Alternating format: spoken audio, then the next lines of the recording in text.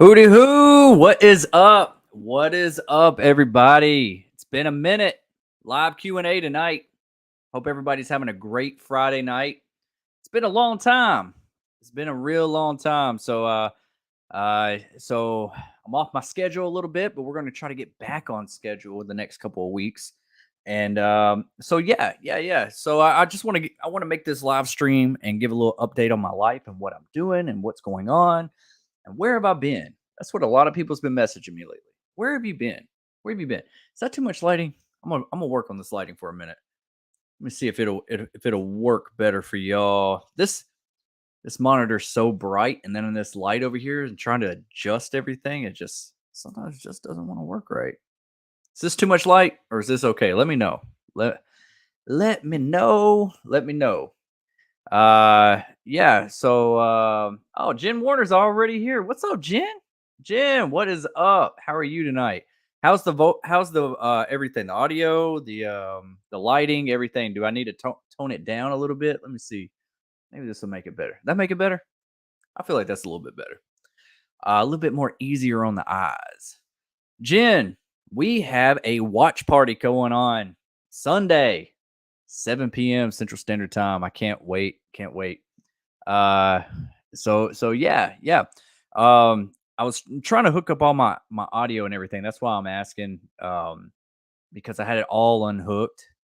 Because I unhooked everything the other day and was moving some stuff around, and it's like whenever you hook everything back up, you got to make sure that everything is rolling right. But yeah, I've missed doing this on Friday night. I really have. I don't know how big of a turnout we're gonna get because I have not been consistent with this the last, I don't know, few weeks, and almost a month now.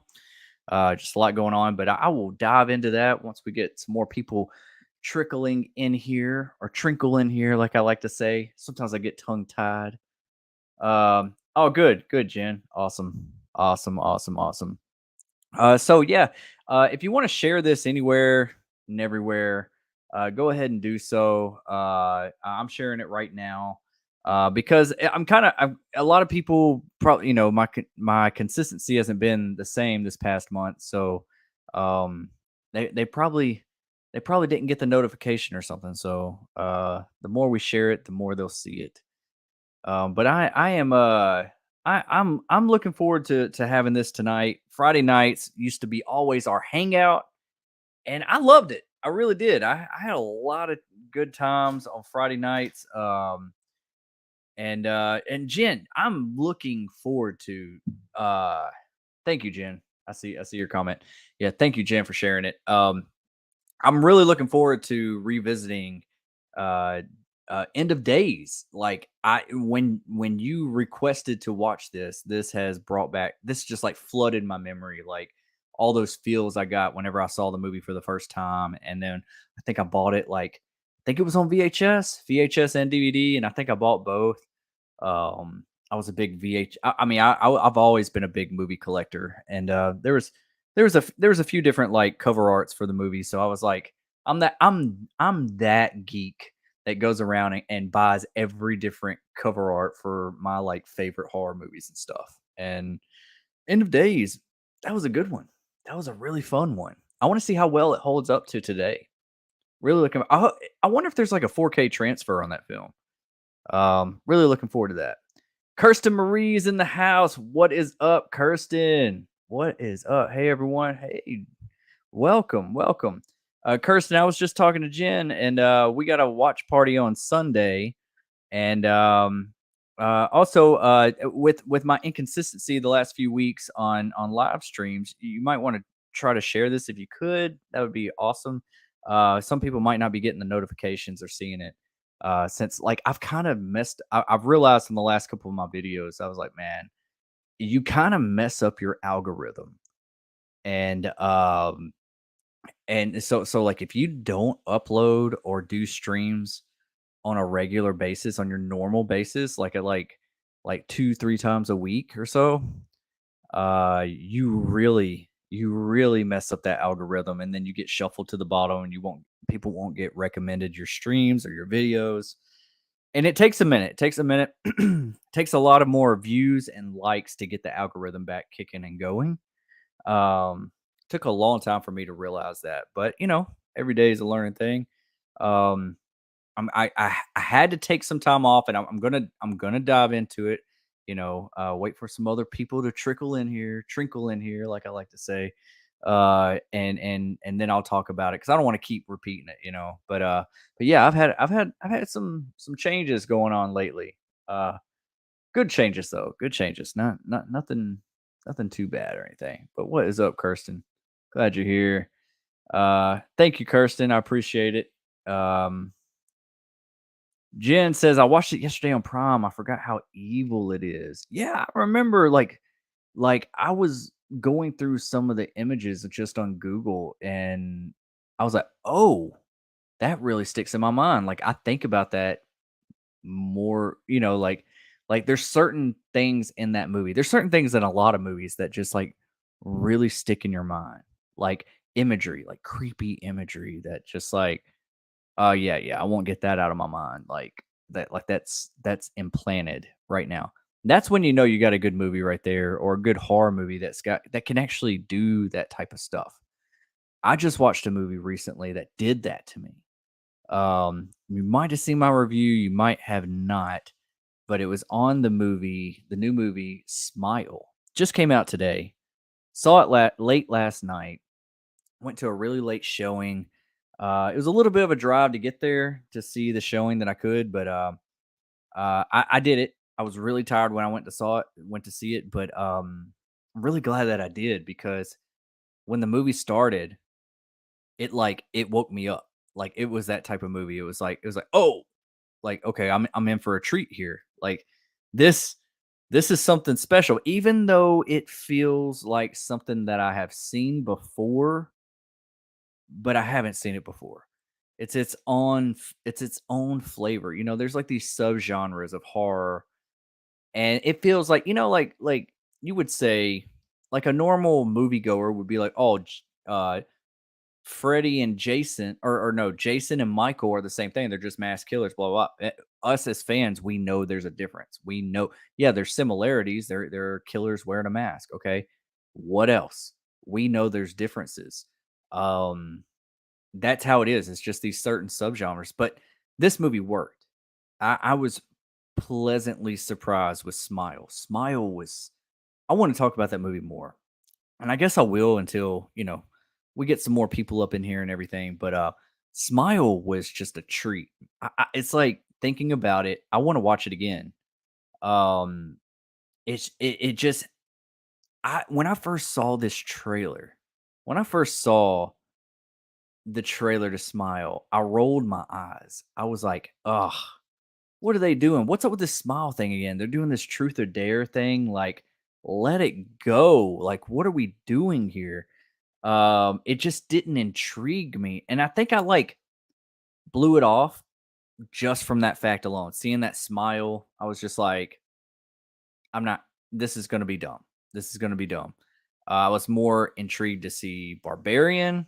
And I think there's another movie called like Pray for the Devil or something like that that looks kind of interesting, even though the trailer shows like the whole damn movie. I feel like it's that first trailer. I don't know if y'all seen that trailer, but there's certain other movies that I want to see. They're trying to bring back some more supernatural entity type movies lately. I hope the slasher genre keeps going, but this movie Smile did it for me. It really did. It was one of those movies I'm like, okay, I'm gonna own this movie because this is something I can see myself revisiting. Wasn't a perfect movie by any means. It was not perfect. There was some things that were questionable. There's some things that they could expand upon if they did a sequel, but there were certain things that I was like, okay, that needs to be explained in this movie because that doesn't make sense, you know. But overall, I can't say from beginning to end I wasn't entertained. Like I was on the edge of my seat in a lot of those scenes, and the creepy imagery stuck in my head. I was just like, "Oh, the camera's just like focused, stopped, and you just see something in the background or in a closet or something like that, and it's stuff like that that's just like unsettling. Like You don't have to have fake jump scares. There are a lot of jump scares in this movie. There's a lot, but they're effective and they're done well. Um, anyways, I hope you guys get to see Smile. I really do. I think it's deserves a lot more praise. I actually liked it more than Barbarian.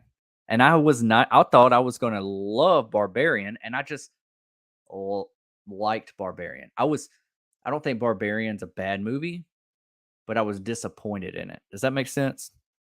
Not saying it's a bad movie or I didn't like it at all. I'm just saying that it had so much potential, kind of fell flat for me by the end. Uh Smile was a constant up, up, up, up, up, up, up, up, up. There's one little dip, but we came back. It had a bounce back, and it was just up, up, and then to the very end. I almost didn't want the movie to end. I was like, please don't end. And I had a feeling it was going to end, and I was like, okay, please make. I hope this movie's successful because I want to see this movie expanded upon. So yeah. Popping the popcorns in the house. Katie, what is up, Katie? Welcome to the stream. Welcome to I just realized I don't have any music going on. Y'all want music or y'all want to keep it off? I'm gonna ask y'all. All right. Usually I have like some kind of music in the background to kind of like so it's not so quiet up in here, or do y'all just want it to where it's like it's just my voice. It's just my voice. Uh I'm in a good mood today. I just watched Hocus Pocus 2. I've been editing the video right before the stream. I couldn't finish it because I had a stream.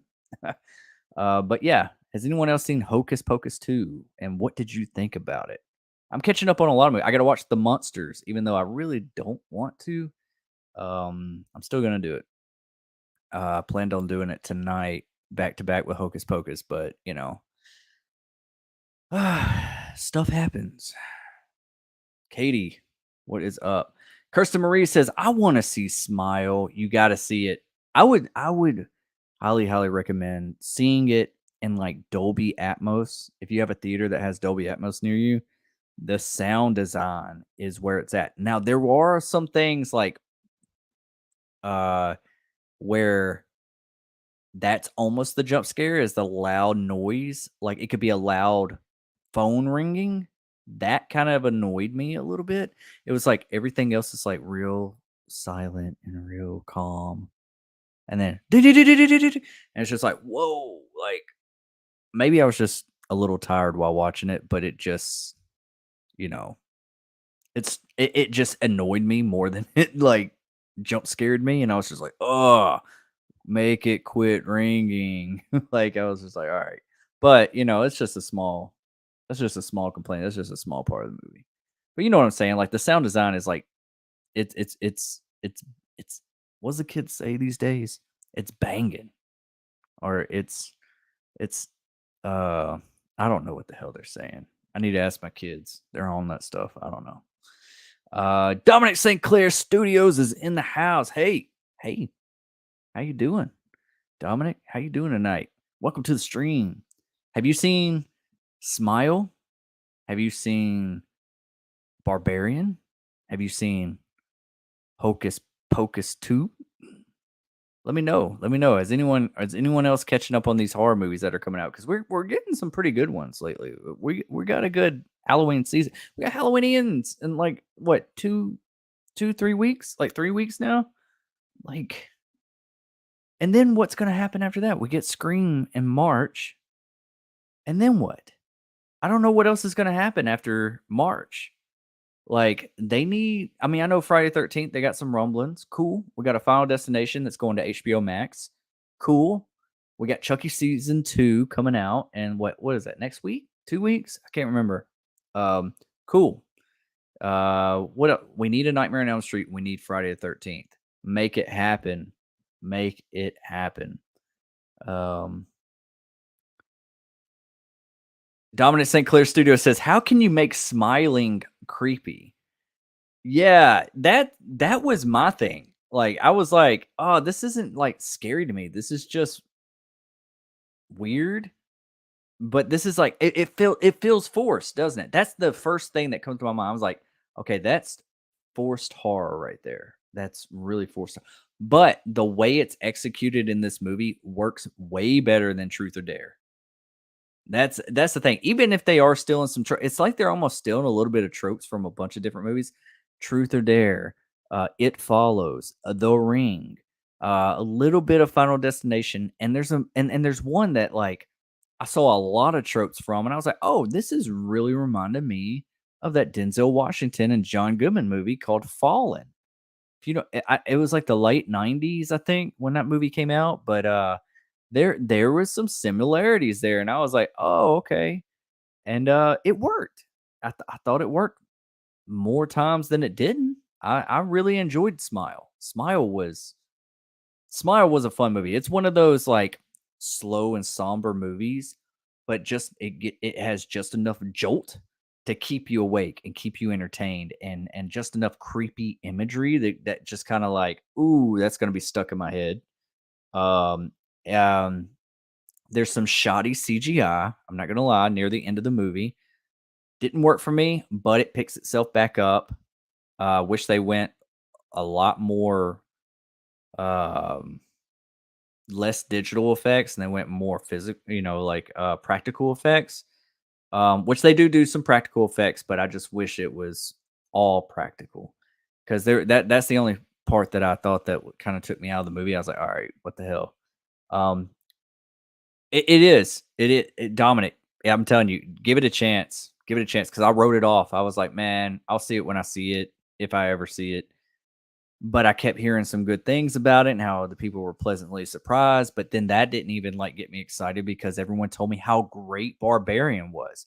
I was overhyped for Barbarian when I went to see that movie, and I was kinda let down a little bit. I liked Barbarian.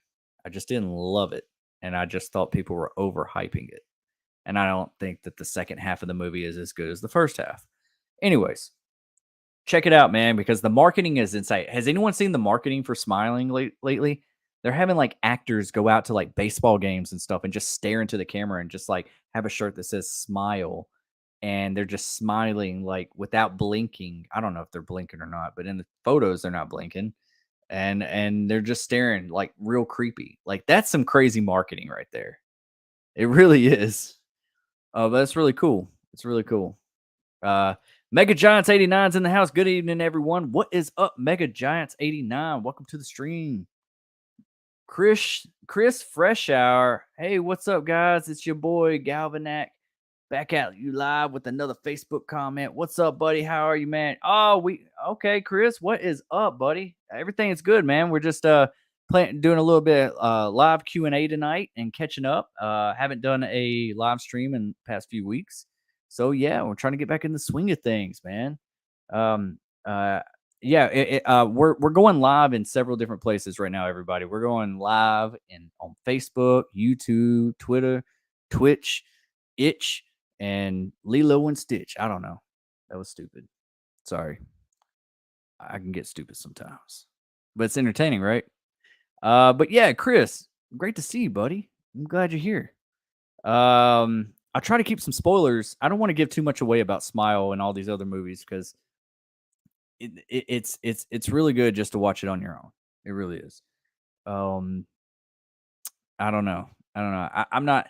Sometimes there's certain movies I'm like, I don't care if I'm spoiled on this movie. Like, I just want to know, so I know what I'm getting into. And then there's other movies I'm like, it's a lot better if you don't know. Just experience it. And Smile's one of those movies. Just sit your ass in the seat and just take a horror movie to the face. I don't know. Uh, heck yeah. Dominic says, I want to hear some Dirty D music. I don't know what Dirty D music is. And Jim Warner says, no music. Uh-oh. We facing off. We facing off here. I don't know. I don't know what to do. Chat, let me know what to do. Do y'all want music or don't want music? I'm trying to catch up on this chat here. Dominic St. Clair Studio says, did you see my Reborn review, Destin? I did not, but I will look it up as soon as the stream's over. Okay. I have been okay. We got about 11 people in here watching right now. I'm gonna wait for some more people to trickle in, whatever you want to call it. I don't know where Brock Willis is today, but he always tries to make fun of me for saying trinkle that night, and I did. I was really tired. I say weird stuff. Has anyone ever seen Robin Hood Men in Tights? I got to talk about this. Okay, this is something that I have an issue with myself about. Anyone seen Robin Hood Men in Tights? Mel Brooks movie. I almost said Mel Gibson. Mel Brooks movie.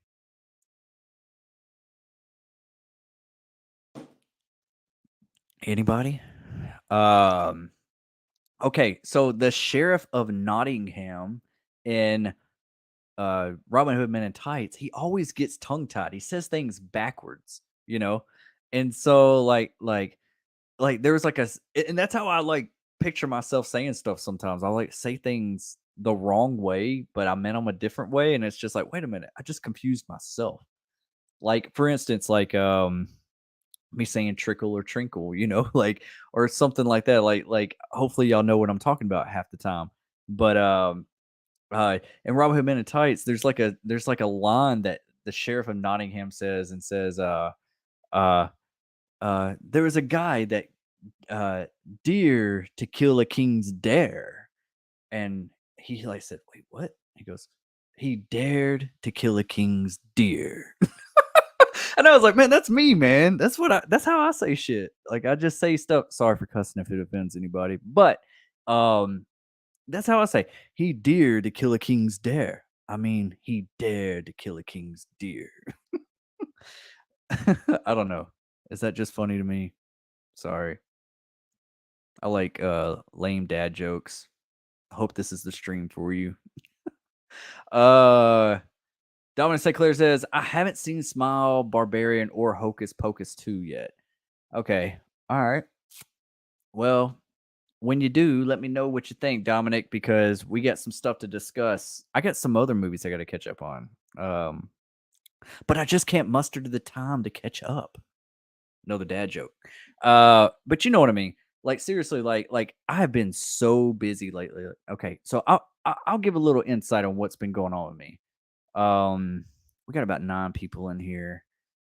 Should we wait? Should we wait? Because I don't want to keep repeating myself. Um, I'll just go ahead and say it, and they can watch it in the replay. This will go in replay mode. But I have recently enrolled in a web development boot camp that's taken up a lot of my time. It's really kicking my ass, y'all. I'm only on my second week too, and they're just throwing so much information at you. It's like so much work outside of the classroom, and it's hard to. What am I trying to say? It's not really hard to maintain. Like I could definitely make time to make videos, and I do. I try to do what I can do, and live stream seems like it could be a little bit easier now that I'm getting a little bit, I got a routine going on with my classes and everything. But it's definitely clouding my creativity a little bit because I'm like thinking about other stuff, so I can't take the time to be creative. I'm also, you know, I'm trying to. It'll get better over time. Like last week, hell no. It was just like no, I couldn't do it. But like coding isn't no joke. I don't know if any of y'all are into coding or know any coding, or know people that are in web development, and know what like a coding boot camp is. It's pretty much doing 4 years of college within 6 months. They're cramming everything that is computer science related, and they're cramming it from 4 years of schooling down to a 6 months period so you can get a certification in web development or whatever classes you go into. So that's what I've been doing lately. So yeah, so that's why there hasn't been many live streams or anything like that, because as soon as our classes are over, I'm like hitting the books. I'm really hitting the books. And my wife is calling me right now. Should I answer it while I'm on live? I don't know if I should do that on live. Let's see. I wonder if y'all can hear. Y'all want me to answer it? Yes or no? Let's see. Hey, honey. Hey, you're on live, right? All right, I'll text it to you. I'm on live right now. Love you too. Bye. She was asking for my password for Netflix or something like that. She's out of town right now. She flew back home to see family and stuff. So trying to get access to my Netflix. That's the only reason why she calls me. She just wants something. She wants my Netflix password. You think she really loves me? Anyways, all right, where the hell was I? Um yeah. So that's where I've been for the last, few weeks, getting prepared for that and trying to get the thing about, getting we're about to go into like JavaScript and stuff like that. And I hear that's a beast. So we'll see. We'll see if I can make it through it. They call it a boot camp for a reason, right? Let's see here. Yeah, Dominic, check out Smile Barbarian Hocus Pocus 2. Anybody want my quick reaction review or anything like that for Hocus Pocus 2? Because I just finished watching it before I got on the stream. I was like editing my review. Kirsten Marie says, we're going to watch Hocus Pocus 2 here shortly. I saw what you put on Facebook and now oh, dang. Yeah. Don't judge it from what I put on Facebook, Kirsten. I don't know. I kind of was checking out a little bit. There's things about it that are definitely redeeming. Like there's things about it that I really did like. And I am a fan of the original. I don't think it gets enough praise. It's honestly a classic, honestly, especially a Halloween classic. It's just it's just a movie you watch around this time of the season. It's just the first one is obviously better. This one just doesn't. I don't know what it was. The Sanderson sisters were great. It's just everything around it didn't work for me. Nothing felt real. Um, I don't know. I don't know what it was. I need to check on who the writers were and the directors and all that kind of stuff, and they were probably all different from the original. And I heard that there was like a Hocus Pocus 2 book or something, and maybe that's what they adapted to this. But it definitely has that made for TV feel. I'll just say that. It definitely didn't feel like it was supposed to go to theaters. And I hate that too because it just has so much potential. I mean, it really does. I mean, and there are some likable things about it. It just, I don't know. It just wasn't for me. It might be for you. It might be for you. I'm not trying to trash on the movie. It just, it didn't, it didn't do it for me. I don't know. And I wanted it to. I've been wanting a Hocus Pocus 2 sequel for years, and maybe it's just too little too late. I don't know. Um, I feel like the story was okay. It's just the way it's executed. So maybe it is just a directing and writing issue. I don't know. Great ideas, just not well executed. Everything felt like it was on a sound stage. Anyways, no more spoilers. That's it. That's it. That's all I'll say. I'm gonna shut up and we're gonna move on. Mega Giants 89 says favorite Ghostface call in the Scream franchise. Ooh, great one. And I have to say, and it shouldn't be a surprise, it's that Casey Becker phone call. That opening phone call is just iconic. I remember I've quoted that opening so many times throughout my life. Since that movie's came out, I have quoted that so many times. It was just that it was just that great. I mean, it really was. Like Roger L. Jackson is great. Mike Vaughn's good on the Scream TV series too. So if you want to like consider that as a Ghostface call, well, you're saying Scream franchise, so I'm assuming you're talking about the movies. But both of them have great moments. But that Casey Becker call, popcorn? You're making popcorn? Yeah, I'm getting ready to watch a movie. And just that whole, just like being cool and him building her trust for a minute, and then he just switches on a dime, like so cool. So cool. Like And it sends chills down your spine, that especially that first time you watch it, and it's just like, ooh, that did it. Um, and I'm gonna have to say like a runner up if I had to say that there's a runner up favorite Ghostface call, because I feel like I'm copping out with the Casey Becker call. Okay, so I want to give you another one, and if I had to give you another one, I want to say, and if we're just speaking on the phone call, we're not talking about the chase scene, the kill, or anything of that scene, or lack thereof in this case, is the phone call between Ghostface and Tara Carpenter in Scream 5. That opening.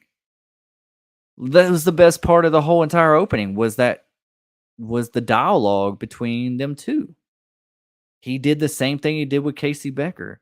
And then they mention Stu Macher. The way he played the game with the stab movies, like it was so well done. It was well thought out. It just it just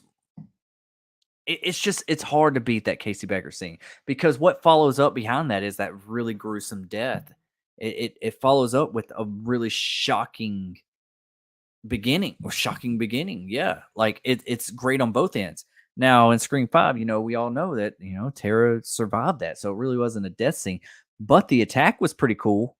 Did want to see more of it. It felt like we were just mainly in the kitchen and in the doorway. Would have liked to seen the chase scene, and that's what we need. And I think we're gonna get that in Scream 6. I think we might get overkill of chase scenes and kill scenes in Scream 6 to make up for the difference of what else we're not getting. I think we're in for a very gruesome and vicious Ghostface that we've never seen before. I think they're going to take it to another level in this one. Is it going to be good? Is it going to feel right? We don't know. We don't know. But yeah, those are my two. Those are my two. And there's a lot of great ones there. Sometimes if you really think about it, overall the movies, Ghostface doesn't do the trivia thing enough. You know what I mean? I feel like he should do that more with his victims. Now there is a scene in Scream 4, the whole closet with Kirby and Olivia across this, next door. That whole phone call sequence was amazing. That was the best part of that whole entire movie, in my opinion. So yeah, it's between those three right there. Um, yeah. Okay. Moving on. Jen Warner says, I tried to watch The Black Phone on Peacock, and the audio and video were so out of sync that it was unwatchable. Oh, wow. Jen, I've heard that about Peacock. I've heard that Peacock like can buffer, or things can't add up, or won't even play sometimes. I have Peacock, but I don't watch it that often, honestly. I don't know why I pay for it. The Black Phone is a good one though. I want to see a sequel to that. That's another one that I didn't want to end. I wanted just a little bit more explanation and stuff. Really good watch though. Really good watch. I hope you get the chance to watch it in the best way possible, because it is good. It's really good. Larry Warner's in the house. Hey everyone, what's up? What's up, Larry? What is up? Welcome to the stream, buddy. Galvanic 6 says, "Hey, what's up, guys?" Oh, you already said that. Okay. Yeah, it came through. I guess it just jumped or something. I don't know. Maybe it did a duplicate. Not sure. Okay. Am I behind? Am I? Bear with me. Kirsten Marie says the marketing was amazing. We're talking about Smile, right? Yes, it was. Larry, you too. The marketing is so great. It really is. It really is. And that was another thing that kind of intrigued me. It worked for me. I was like, wow, is this movie really that good? Like, they're still marketing. This is like unique marketing. Like, I like it. I like it a lot. And then I just heard positive things about it, and I was like, oh, I've been itching for a really good horror movie lately. So, um, So yeah, Smile. It's crazy that I enjoyed Smile over Barbarian, and I thought it was going to be the other way around. I really did. Dominic St. Clair Studio says people need to stop overhyping. Yes, they do. Yes, they do. Because it gets me all excited. And then whenever I hear like big YouTubers and stuff just praising certain movies and everyone's saying this is one of the best horror movies there ever, blah, blah, blah, blah. I'm just like, have you ever seen a horror movie? Like, where's your standards as far as horror movies? Because certain things, like, I don't know. I don't know. I just like overhyped. It's just overhyped. It's just like, come on. All right. It's decent, but easy Seabiscuit. It's not that damn good. Mega Giants, Destination Station. Do you think Smile could turn into a franchise? Absolutely. Absolutely. Is it going to be done correctly? I don't know, because we saw how The Ring happened. Movies like this can go either way. It's according, if they keep the same tone, keep it as a mystery element, because that's the thing. It's like certain movies, the first movie is like a mystery element, and then the second movie, it's like, oh, well, they already know what this is, or they know the rules. So let's just be in our face about it the whole entire movie. And it's not scary anymore because it's just like boom, boom, boom, boom, boom, just showing it and showing it and showing it. No, let's keep that same. You got to keep that tension. You got to keep that suspense. A horror movie, what makes a great horror movie is the suspense. If we're talking about terror, we're looking for a horror movie. Like there's slasher movies that are just fun, action horror slasher movies. Like cool. Like yeah, let's just hack and slash, cool. But if we're talking about unique, great horror movies, we're talking about horror movies that are just like stick with you. They have tension, they have terror, they have suspense. That suspense elevates that horror.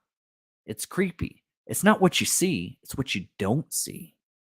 It's about something that you might have seen, but you're not sure. But if you did see it, you didn't get a clear view of it. So you make up in your mind like, what was that? Like, look at Paranormal Activity, that first movie. Like, you hear it running up and down the hallways on that hardwood floor. And then you hear it like roar in 1 minute and you see the chandelier shaking. That's freaky. We don't see shit. We only heard a little bit. It's crazy. It's crazy. Like and like horror movies are subjective. Like what scares me doesn't scare you. What scares you might not scare me. So you got to think of it like that. But there's just certain movies that are just like bone chilling, scary. You know what I'm saying? There's just certain movies that just kind of get under your skin. Um, so I have another one on here. Sorry, man. Oh, Gavin at 6. Oh, no problem, man. Cool. Just Scream Red is in the house. Just got done moving to a new house. Oh, man. Congrats, dude. I hope you like it. I hope you like your new house, man. I hate moving. I just moved back in July. Man, that was the first time I moved in like over 5 years. And I was like, this is awful. This is god awful. And I was moving like a couple states over. And I was like, like if I ever decide to move back, I don't think I'm moving anything. I think I'm just going to move my ass. I'm going to leave everything behind. Like that was awful. Hire movers. But even then, like I hired some movers and they broke a bunch of my stuff. They broke a TV of mine. They broke some computer desks. Man, it was awful. Man, it was the worst experience. One of the worst experiences I ever had. Anyways, but I hope you like your new house, man. Awesome, awesome, awesome. Let's see here. Kirsten Marie says, "Don't forget to smash the like button." Thank you, Kirsten. Heck yeah, heck yeah. Gavinick, I see you're on YouTube now. Yeah. If you're on Facebook or something, you're not gonna see the YouTube comments unless I highlight them. Same thing with YouTube. If you're on different social media platforms, you're not gonna see the other comments unless I post them. So yeah, YouTube's probably the best way to see it. Um, yeah, thank you, Kirsten. Thank you. Yeah, if you can smash that like button, that would be great. That's gonna help out the algorithm. Also, I think I put it in this description. Yes. I'm gonna go ahead and put this out here now. I am in a horror competition. If you're on my Facebook or Instagram or anything like that, um, you've probably seen that I'm in this Face of Horror competition. And right now, I was in first place yesterday in my group, and then I dropped to third place. So I'm sitting at third place right now, and we're in top 10, and we're about to do top 5. But every day you get a free daily vote. You don't have to pay any money or anything like that. Some days says double the vote, so it's like a 2-for-1 vote. So if you vote, it's really considered 2 votes. But I got this. I got the links in all my videos. I got the link in the description below here. If you could and support me on this, like if I win this, what I've already decided to do, I get one guest to fly out to Pennsylvania and get to stay in the Buffalo Bill house from Silence of the Lambs. I get a walk-on role in an independent horror movie, and I get to interview Kane Hodder for Rue Morgue magazine. It's like a 2-page interview for that magazine, and I get $13,000. But I get one guest to go with me. And so that's what I'm giving back to my subscribers. And if you're a member, you can become a member and become an official stationeer. There's a member button right there. And so yeah, and let me know if you vote in the comment section below or in this video so I can keep up with the votes as well. I'm gonna pick one person at random to go with me if I win this thing. I feel like that's what I should do. I mean, I could take my wife, I could take my best friend, I could take anybody like that. But I feel like I owe it to y'all to give y'all the opportunity for that and go with me. And it'd be awesome. I'll make a whole video about it, everything. Anyways, if you want to vote for me, you can do it daily. Link is in the description below. Face of Horror competition. I hope I get it. I don't know how many groups there are. That's the question, because we're getting down to the nitty gritty. I think October 6th is going to be the top 5, and I'm in third place right now. So yeah, every vote counts, and votes reset at the end of every one. At like on October 6th, the next round, everyone's going to get 0 votes, and we got to start over again. So yeah, let's see what we can do. Stationaries, we can do this shit. You don't have to pay either. It's free. It's easy. I know some people are kind of skeptical about that. They do have a thing to where you can pay. You'll see all that, but you don't have to. It's a free daily vote. Anyways, let's move on in the chat. I love that movie, Robin Hood Men in Tights. Larry Warner says, yes, I've seen it. Yeah, Robin Hood Men in Tights is a classic. I miss comedies like that. Like Mel Brooks was just so awesome. Like you want something that's just gonna put you in a good mood and put a smile on your face. Watch a Mel Brooks movie. There's nobody else that does it like that. Not anymore. Jim Warner says yes. Who could not love you? Oh, thanks, Jen. Jen, that's so sweet of you. Thank you so much. That means a lot. I love you too. I can't wait to watch End of Days with you too. So yeah, 7 p.m. Me and Jen are going to be watching End of Days. I'm looking forward to revisiting this. Jen is official stationeer member, and that's one of the perks you get with me is that you can request movies for me to review or do a watch party on, and I can invite you to a live stream. So yeah, if you want any of that, and also you get a little bit more access into my personal life, like on Facebook and Twitter and Instagram and stuff. Like I like to stay in touch with the people that has supported me from the beginning, and Jen is definitely one that has been there since day one. Thank you, Jen. You're awesome. Love you too. Can't wait to watch this movie too. I think I'm like really excited about it. Like I feel like it's like a new movie. Like I remember the creepy imagery, and I remember just really enjoying it. There's just certain story moments that I don't remember that I'm just like I'm looking forward to just revisiting it. Anyways, Dominic St. Clair Studio says, is that Robin Hood Men in Tights sequel to Costner? No, no, not at all. It's pretty much like a parody to Costner's. That's what Mel Brooks kind of did, was like parodies. He did Dracula Dead and Loving It with Leslie Nelson. That was pretty good too. Um, so yeah, yeah. But definitely good. It's actually a pretty good Robin Hood movie, in my opinion. I was like, hey, this is actually a pretty fun movie. Like it's an it's got comedy. It's just, don't take itself seriously at all, but it's fun. It's good. Check it out if you haven't seen it. The Witch, and what is her name? I love that scene where she's like praying. She's like, Lord, please send me my one true love. And the dude just got catapulted from like across the yard, and he lands through her roof and onto her bed. And she's like, thank you. And she tries to crawl on top of him. Oh, I laughed my ass off. Anyways, uh, Larry Warner says, I'm worried to hear your review.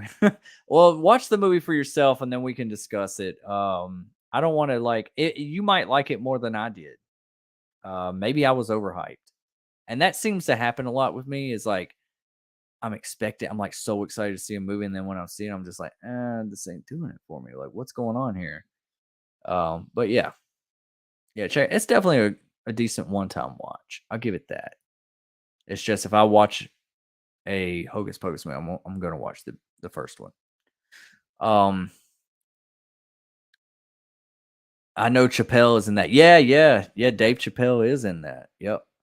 Um, Achu, that was his name. Bless you. No, I said my name's Achu. Anyways, uh, let's see here. Dominant St. Clair Studio says the Sanderson sisters probably top villains in cinema. I don't know.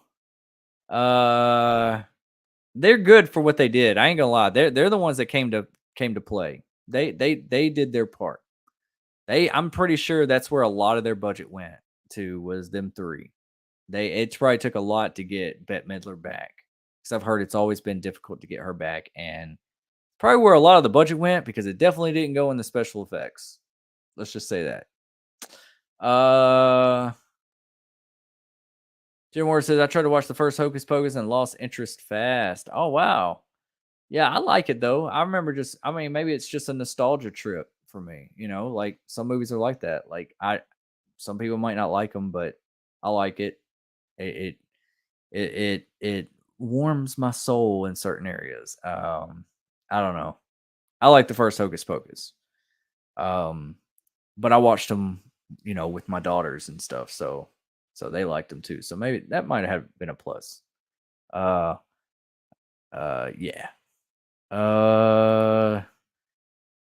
Dominic says the writers were probably not in the mood for Hocus Pocus 2. Yeah. Yeah, I think the book got adapted or something. The first Hocus Pocus movie was not financially successful, and parents didn't really like it because it touched on witchcraft and talked about the devil and black magic and all this kind of stuff. And it was a Disney movie. It was made to be a kids movie, pretty much.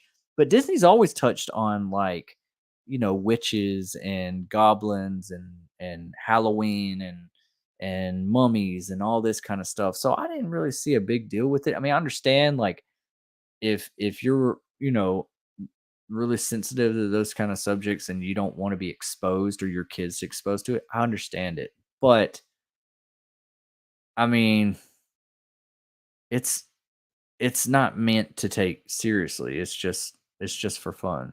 Anyways, I don't know where I was going with that. Galvanic says, I've been voting for you every day too, man. Thanks, Galvanic. You're awesome, dude. Thank you so much, man. Thank you. I appreciate you telling me that too, because I got to keep up with it. There's a tab I can go to on the actual website that shows all the people that have voted. But But yeah, it's better if I see it on YouTube and wherever, and just people let me know so I can just add them all up because there's a lot of votes. That's awesome. Thank you. Dominic, I want to know what I'm looking at. Ghostface. I want to know who I'm talking to. Yeah, you're right. You're right. I also like the call with Tara. Tara, yeah, that was a really good call. I hope we get another call between Ghostface and Tara. That'd be cool. I hope Tara gets some more of the forefront too. I'm really excited about Scream 6, even though that Nev Campbell's not coming back. That whole topic and everything, I still want to see it. My favorite is Scream 5 opening call. Yes. Yes. See, that's what I'm saying. It's hard to talk. I don't know. I don't know if it's my favorite, but it's definitely runner up. Casey and Tara's calls were the best. You were absolutely right, Kirsten. Hell yeah. You know what you're talking about.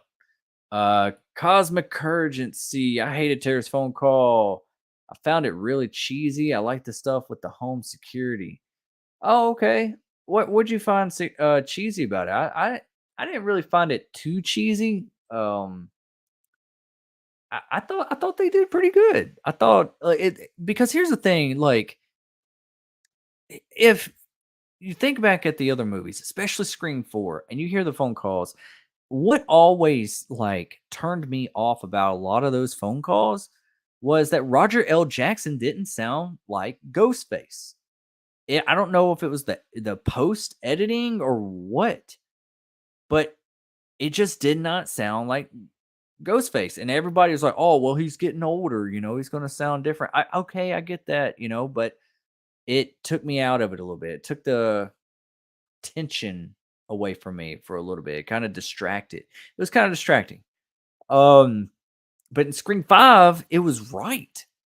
And that's what I loved about it. I thought his voice was right and it was menacing again. And it was just like, you know, uh-huh. Just being like, uh-huh. Yeah. And what's that mean? Elevated horror. You know? Like I thought that was just like he was so cool. He had that coolness about him again. Like he just had that like creepy, mysterious coolness about him. But yeah, but everyone has Cosmic Urgency. What's your favorite phone call? Let me know. You might have already put it down there. I might just not have caught up yet. Let's see here. Dominic St. Clair says Tara had her phone while Casey didn't have a phone to look up the killers from iconic horror films. Yeah, you're right about that. Yep. I mean, because smartphones wasn't a thing then. Um, yeah. But you see what somebody in this day and age would have done, you know? She was cheating. She was cheating, but she still got that last answer, that last question wrong, and that's what got her attacked. I mean, he was probably going to attack her anyways, but you know what I mean. But yeah, you're right. You're right. But that's what we do, right? We Google, we research, it's a quick search away. Dominic Sinclair says that's what made the scene more scarier than Scream 5. Yeah, yeah, because it was just like even then, like you don't have a smartphone. Um, you just locked doors. I back then, like um in the first film, there wasn't even caller ID. After Scream came out and how that kind of like was the push of caller IDs. Like you remember, like your parents or whoever just buying caller IDs that sat next to your home phone.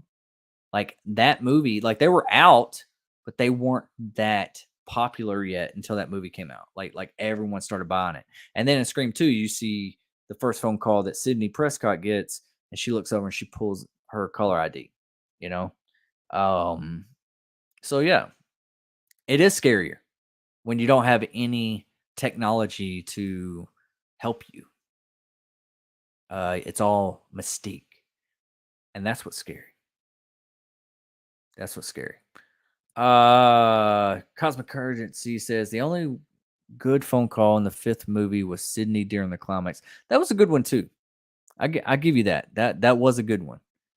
Uh, shooting Richie in the leg through the door. That was pretty funny. I like that. Yeah. That's I give you that.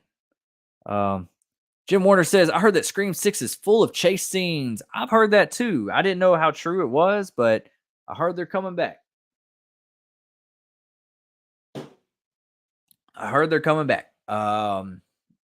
So yeah, I'm excited about it. That's what we need. And I hope they're not just like chase scenes for the sake of being just like chase scenes. There needs to be like a creepy element to it. You know what I mean? Like I do want to see some badass chase scenes and just like somebody Ghostface just catching up to him and just taking him out. You know, we can have those, but there needs to be those certain chase scenes that's creepy, like Ghostface in the background sneaking in a doorway, or like the scene in Scream 2 where Gail's in the sound studio and he's kind of like looking like this around and she's kind of like going around and all that kind of stuff. That kind of stuff. We need that like tension building chase scenes too, like a cat and mouse game kind of going on. I want both.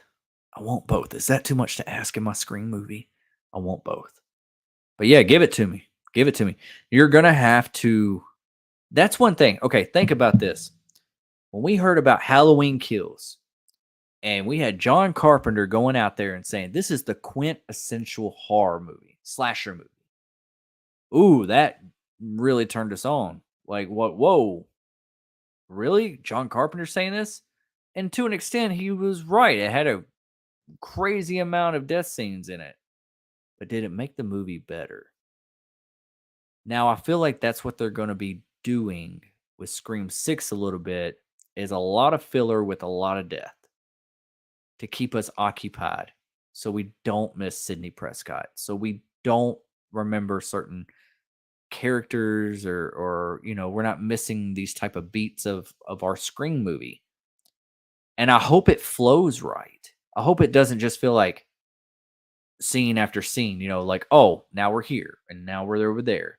And it's just like, oh, here's another death scene. And I hope it's slowly goes in together, like we're following a path here.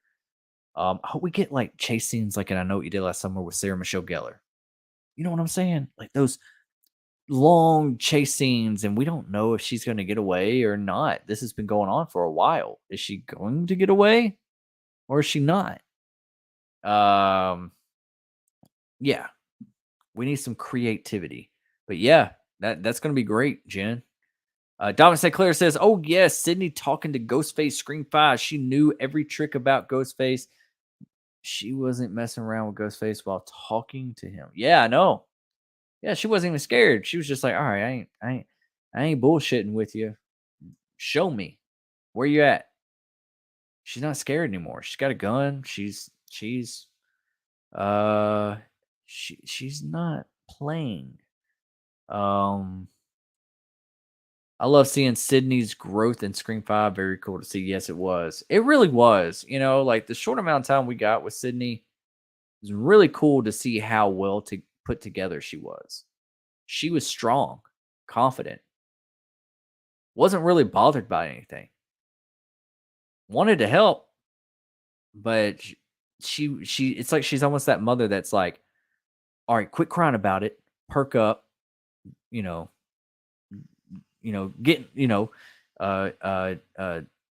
toughen up, like you got to stand up tall. You got to stand up to them, type thing. Like she had that. She had confidence. I liked it. Dominic St. Clair says, I enjoyed Jeepers Creepers Reborn. I had no expectations for that. Wow, dude, that is the first thing that I had the opportunity to go see it. And then I saw the reviews coming through and I was like, whoa. And they were like, this should not be on the big screen. This is absolutely atrocious. I have not heard one good thing about it, man. And in fact, I haven't heard anything but awful things about it. And I was like, man, I don't know. I'll watch it when it's on streaming or something like that, but I don't know if I can go sit in a theater for that long, and there's other stuff out right now. So it's good to hear that you're saying that. I'll give it the benefit of the doubt. I feel like, I don't like to crap on too many movies. I feel like every movie has potential. And maybe it had the best intentions at the beginning of production. And then there was interference, and then there was things that changed, and it just didn't work out. Like, things change, like the movie you want to make might not be the movie that is end up made. Um by the time you get there, you know. But yeah, yeah, I'm glad you enjoyed it, man. Uh Dominic says Smile trilogy. Yeah, yeah, as long as they do it right. Um it's really cool where it could lead for the second movie. Really looking forward to that if they do that. Uh Pretty cool to see horror getting trilogies again. I think Hellfest would have benefited with a trilogy. Yeah, yeah. Like before you even said that, Scream Red, I kind of forgot about Hellfest. I'm not gonna lie, kind of forgot about Hellfest. Um, I mean, it was a serviceable slasher movie. I give it that. Great premise.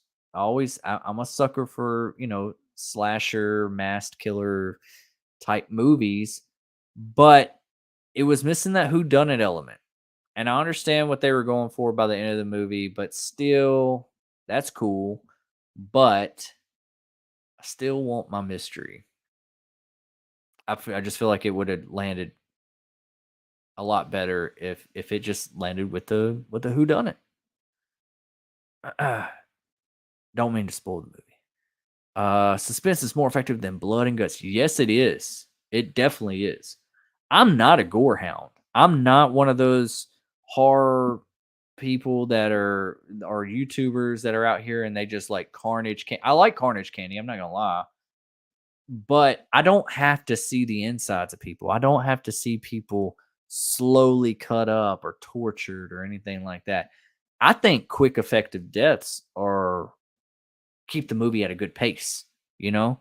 Like that first Final Destination movie, man, like somebody walking and boom, a bus take them. Like, oh, that was jarring. Like, oh, boom, like someone's head getting cut off real quick. Like, that was crazy. Like it can get gory in scenes, but it's not over the top, Like Saw, like I like the first Saw, I like the first two Saw movies actually. But that's all you got to it's kind of like, and I'm not trying to offend anybody in here whenever I say this, like, how like a lot of horror movies back in the 80s and early 90s and stuff, they were like they got like young audiences in the seat, especially dudes, because they showed TNA. You should know what TNA is. And it's just like I feel like that's takes away from the horror of the movie. Like it could be like something great, but then you got this out of place TNA moment or sex, someone a sexual moment, and I'm like, this is just plugged in. This isn't like even organic to the story or anything like that. Like, and I just feel like it's just like a little bit distasteful and it's almost distracting and almost takes it out. That's how I feel about the blood and guts. Oh, you're looking for shock value. You're looking for something to just be like, oh, like that. You can shock somebody and give you someone creepy imagery and suspense and terror and frightening moments without being gross. You know? Like I'm just not I'm just not that kind of guy. Like everyone is praising Terrifier and Terrifier 2. I do want to see Terrifier 2. I've heard it's like a 2.5 hour slasher movie. I just watched like the beginning of Terrifier. It looks horribly made. I'm gonna give it a chance. But I've heard like the death scenes are insane. But if it's just like gross for the sake of being gross, I don't know if I'm gonna like it. The Terrifier looks good. I like Art the Clown. I think he's a cool character. I think he has a lot of potential. He looks cool. Um, but it feels a little bit cheesy and low budget. Um, Terrifier 2 looks better, and I've heard it is miles better. So I'm looking forward to that one. So I do want to watch the first Terrifier. Might put something up on this channel about it. Just first time watching, Terrifier, because that's one movie I just never really got a chance to see in. Um, but I just, it just has to have really cool creative death kills. Look at Jason. Like he have creative death kills, but he's not like it's just the way it's executed. It all comes down to execution. Blood and guts is just not my thing. It depends on how you're executing it because you could watch a Quentin Tarantino movie like Django Unchained and people getting shot and blood's just like spewing like I can handle that. Like there's an art value to that. But some people are making blood and guts movies that have no art, no creativity. They're just making it to be just sick. Fucking sick. I have to go take certain movies. I watch a movie and I'm like, I gotta go take a bath in bleach. Anyways, all right, that's my little rant. Oh yeah, Scream Red Hellfest needs a trilogy. Yeah, I could see it getting a good trilogy. Blair Witch Project is a good example. Yeah, actually, Blair Witch Project. I mean, even though a lot of people liked it. That's like a 50-50 movie. Like people love it, adore it, and people don't like it. It's creative. It's creepy. It's good. It was definitely good for its time. Um, are there other movies that did it better? Yeah, but it was the first uh, subgenre of that. It was like the first genre of camcorder, shaky cam, home footage type movies, and it was cool. It was really cool, and that gave a lot of young um uh, filmmakers an opportunity to make stuff on a low budget and be really effective. So yeah, you gotta praise the first. I hate moving as well. Yeah, I know. Me too, man. I feel for you. My girlfriend's brother, cousin were helping. Wait, what? My girlfriend's brother and cousins were helping us out move. It really helped. Oh, okay. Sorry. Think I'm getting sleepy over here. My girlfriend's brother and cousin were helping out. That's good, man. Whenever you got help, that's really good. Um, so yeah, that's awesome. That's super awesome. Let's see here. Scream Red. I listened to on a plane and breathe today. Um, let's see. Hold on one second. Let me send this real quick. Uh, okay. Um, sorry, I got sidetracked for a second. I had to answer a call or a text. Anyways, I heard a lot of people saying Scream is a retelling of Halloween. No, it's not. If anything, it's showing honor to it, but it's its own thing. Honestly, in in my opinion, and don't unsubscribe for me saying this, but I think Scream's a better movie. I think overall it's a better movie. Um, and we're comparing the first Halloween movie to the first Scream movie. I think Scream is more creativity. I think Scream is a lot more thought provoking. It's a lot more fun, and it's got the characters I feel like are better. I mean, Dr. Loomis, how can you beat that? Laurie Strode's great too, but when the first Halloween movie came out, yes, it's great. It's great, but it's a very simple premise, and yes, it's effective. It works. Simple premises work great, but I'm talking about from a script standpoint to a directing standpoint. I I I just I love John Carpenter, but Wes Craven, I just felt like was better behind the camera, in my opinion, on certain movies. That's not every movie. That's not every movie because Wes Craven's got some shit. I'm not gonna say shit. That's the wrong choice of words. Rest in peace.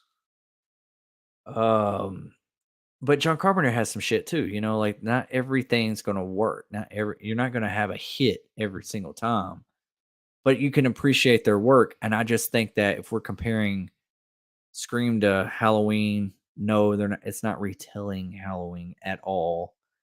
Um, but I think that Scream has a better script. That's it. Just a better story. Uh, let's see. Kane Hodder, yeah, best version of Jason.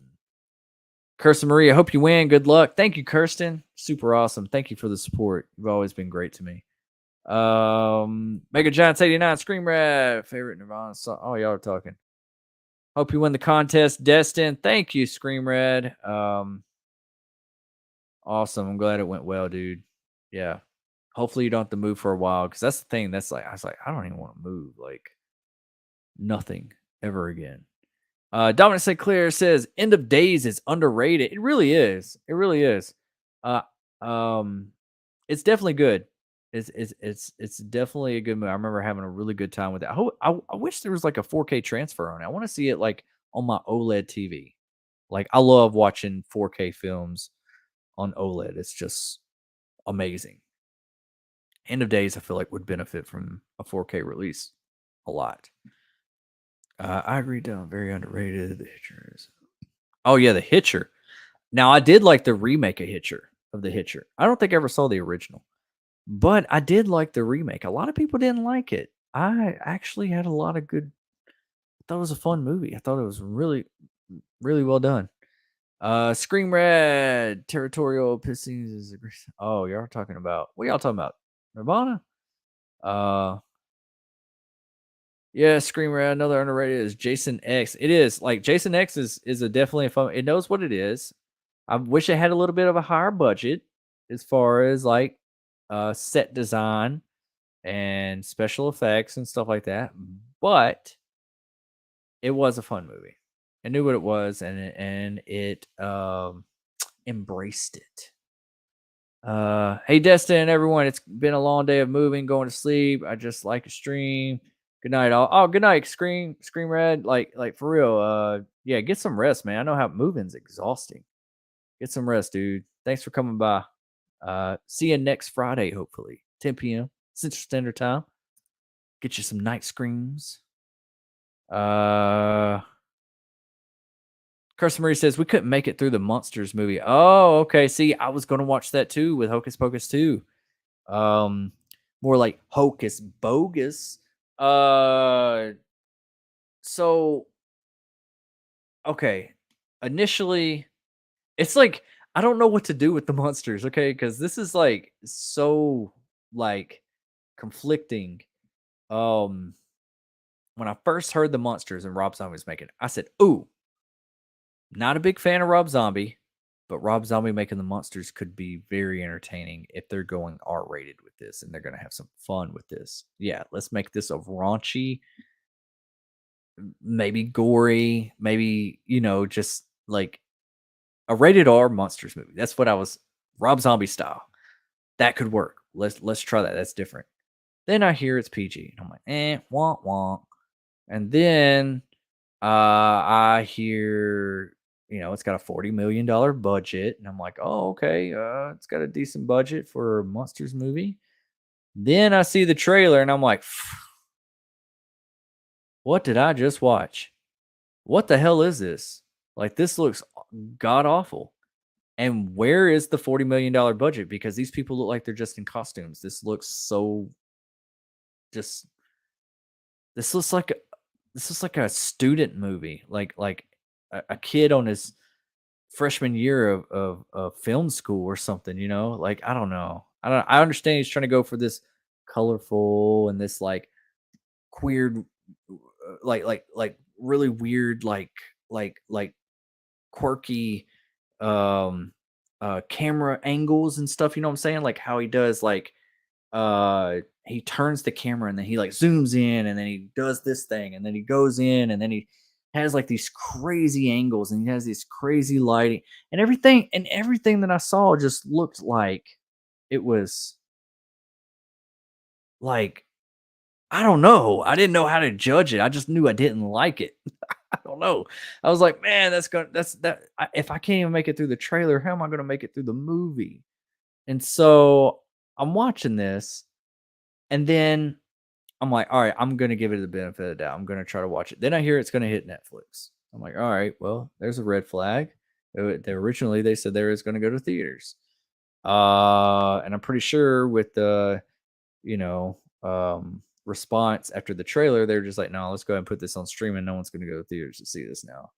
And then we are, I hear it comes out, or I hear people that sees it, and they're just like, nah, it wasn't good at all. It was garbage. Then I heard some people say, oh, it was what it was. He knew what he was making. And blah blah blah. You know, people say that all the time. That, you know, like, oh well, it's supposed to be shitty. Like, no, it's not. Like, quit giving filmmakers a pass. Like, oh, it's supposed to look like shit. Like, no, it's not. It's not. I just felt like it just feels like he's kind of inexperienced in whatever style he was trying to do here, and maybe he should have had somebody else direct it. And then what intrigued me, I said, okay, well, if he's directing it, let somebody else write it, because that's where Rob Zombie really is horrible at. His writing is almost atrocious to me. Like, I'm like, he tries to be witty, he tries to do this Quentin Tarantino dialogue thing back and forth, but it's not as good. It's not as smart. It's just like vulgar and just annoying. He doesn't know how to write characters, you know, like that's his fault there.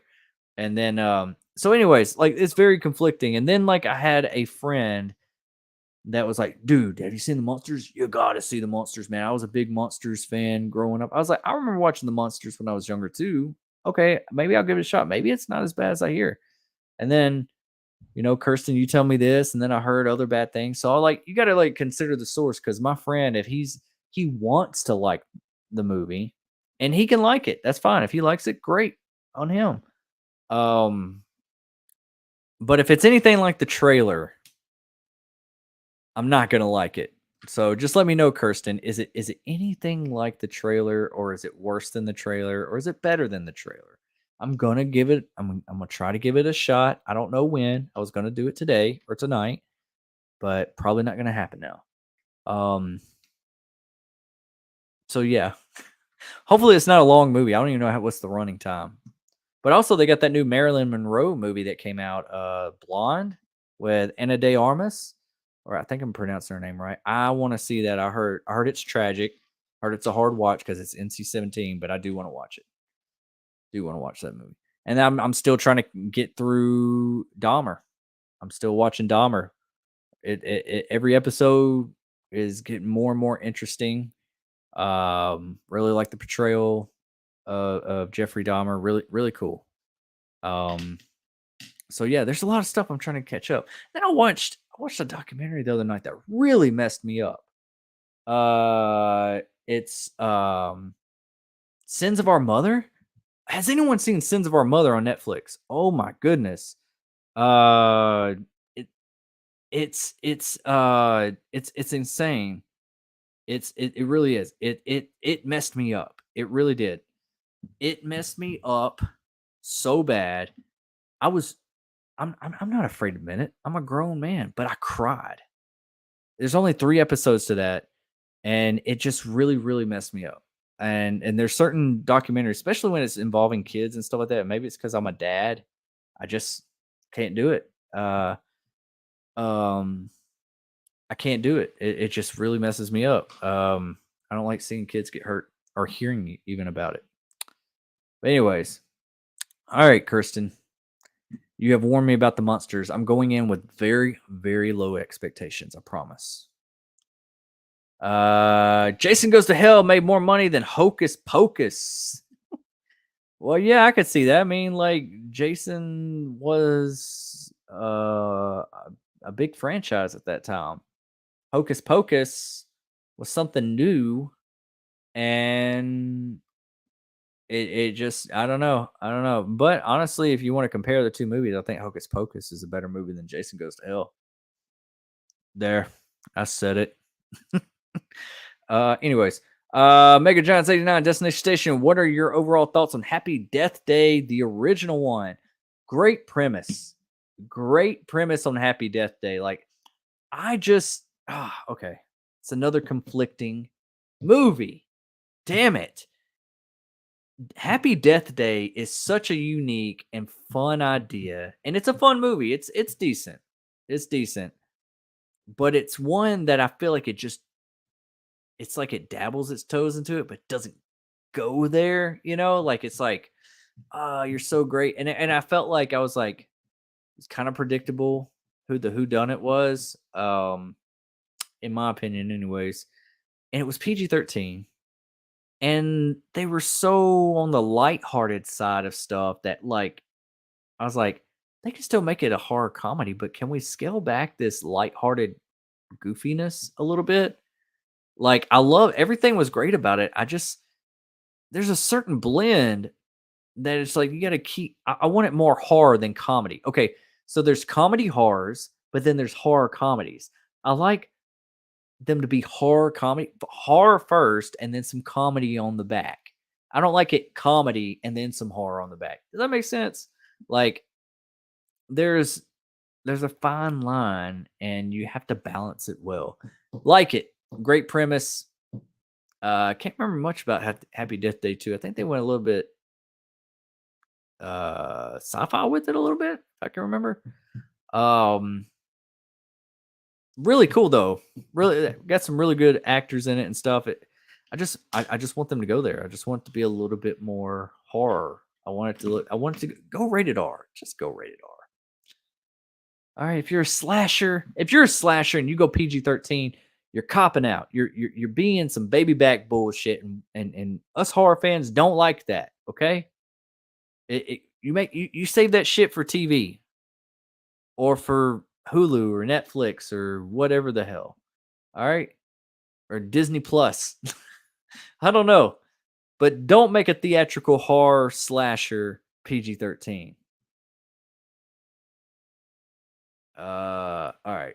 Anyways, Jamie Hart's in the house. Hello. What is up, Jamie? Welcome. Welcome. I'm trying to catch up on. Sorry, I've been ranting a little bit. And dang, we're already a little bit over an hour on this stream. Heck yeah. Man, time flies when we're hanging out with the fam, right? I missed you guys and gals. I just, it's been a minute. It's been a minute. I'm gonna try to keep doing this every Friday night, 10 p.m. Central Standard Times. I can't talk. Central Standard Time.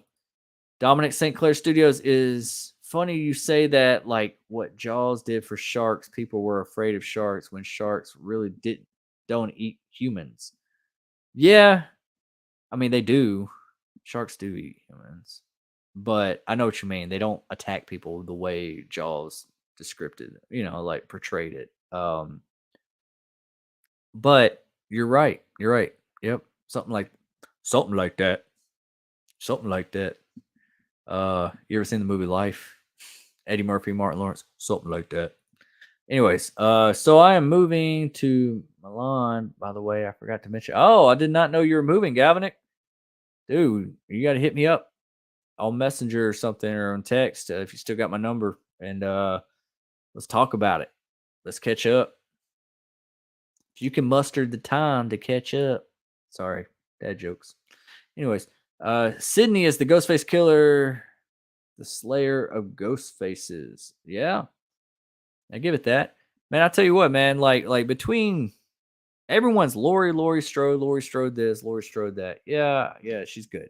She's one of the she's arguably the best in in a lot of cases, in a lot of people's opinions. But I think Sydney Prescott's even a better final girl. And I also think that Nancy from A Nightmare on Elm Street's a better final girl. Yeah, I do. Just had to put that out there. Sydney, oh man, Sydney is something else. Hey, that movie Smile, the main character Rose, I think that's Kevin Bacon's daughter. Yeah, her last name's Bacon too. I can't remember her first name in real life, but she was in the Scream TV series. But she's the main actress, and I was like, man, she looks so familiar. Who does she remind me of? And I was like, oh, she reminds me of Nev Campbell and a little bit of Hilary Swank. That's what she reminds me of. Like that, like I could see just like different lighting, different ways she, says her lines and stuff. I'm like, oh, she's got a Sydney Prescott thing going on here. I like it. Anyways, um, let me say this: the Creeper does what he does in Jeepers Creepers Reborn. Okay, cool, cool. I'm still gonna check it out, man. So yeah. I like to see the poster where Sydney is standing over a bunch of ghost faces with a gun and knife in her hand. Hmm. Like all the ghost faces are laying on the ground, dead. Terrifier 2 looks good, Kirsten Marie says. Yeah, it actually does. Like it makes me want to. That's what's really making me want to see the first movie. I'm like, all right, let me check with this out. Like, and then Terrifier 2 is like an hour. I mean, 2 hours and 40 minutes, or 2 hours and 20 minutes, or something like that. Like, that's long for a slasher movie. What are you, Avatar? People like Art the Clown. Yeah, he's definitely a good, cool character. Actor plays him well. I like Walking Dead, and I like Walking Dead. I'm not quite sure what you're saying. I like The Walking Dead too. I haven't watched it since like season 5. Yeah. Need to catch up. For a fan film, what would you like to see be made into a fan film? Final Destination or Jeepers Creepers? Ooh, that's a good question. I feel like Jeepers Creepers would be easier to make. It's gonna be kind of hard to make a fan film of Final Destination, but there's a lot you could do with both of those properties. I don't feel like either one of those properties have um utilized their full potential. I feel like there's so much more stuff you can expand on. You need a different writer. You got to find somebody really good, somebody that loves the property, loves the original.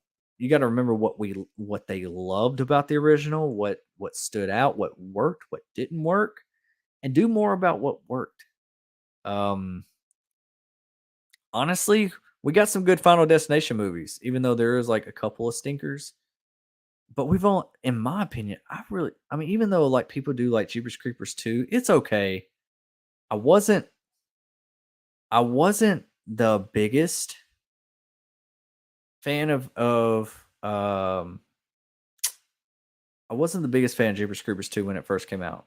Love the premise, love the trailer, love that opening scene where they're in a cornfield, love that whole cinematography and everything going on. Hopefully I'm okay. Everything kind of like froze up. Am I okay? Can y'all still hear me or see me? Let me know. Something just we just had a hiccup. Anyways, yeah. I feel like Jeepers Creepers, like we need a good one. We need a good one. So yeah. Melissa, a lot blooded than Blair. Jason lives in the cabin scene. Yeah, yep. Let's see here. Oh, we got a new member in the house, an official stationeer. Tatum Dawn has became a YouTube member. Tatum, Tatum, you are now an official stationeer. How does it feel? You, welcome, everybody, welcome Tatum Dawn, and give her a warm welcome. And Tatum, I'll be in touch with you and give you more details um on all the perks and all that kind of stuff. I have some of the descriptions down below. So yeah, thank you so much.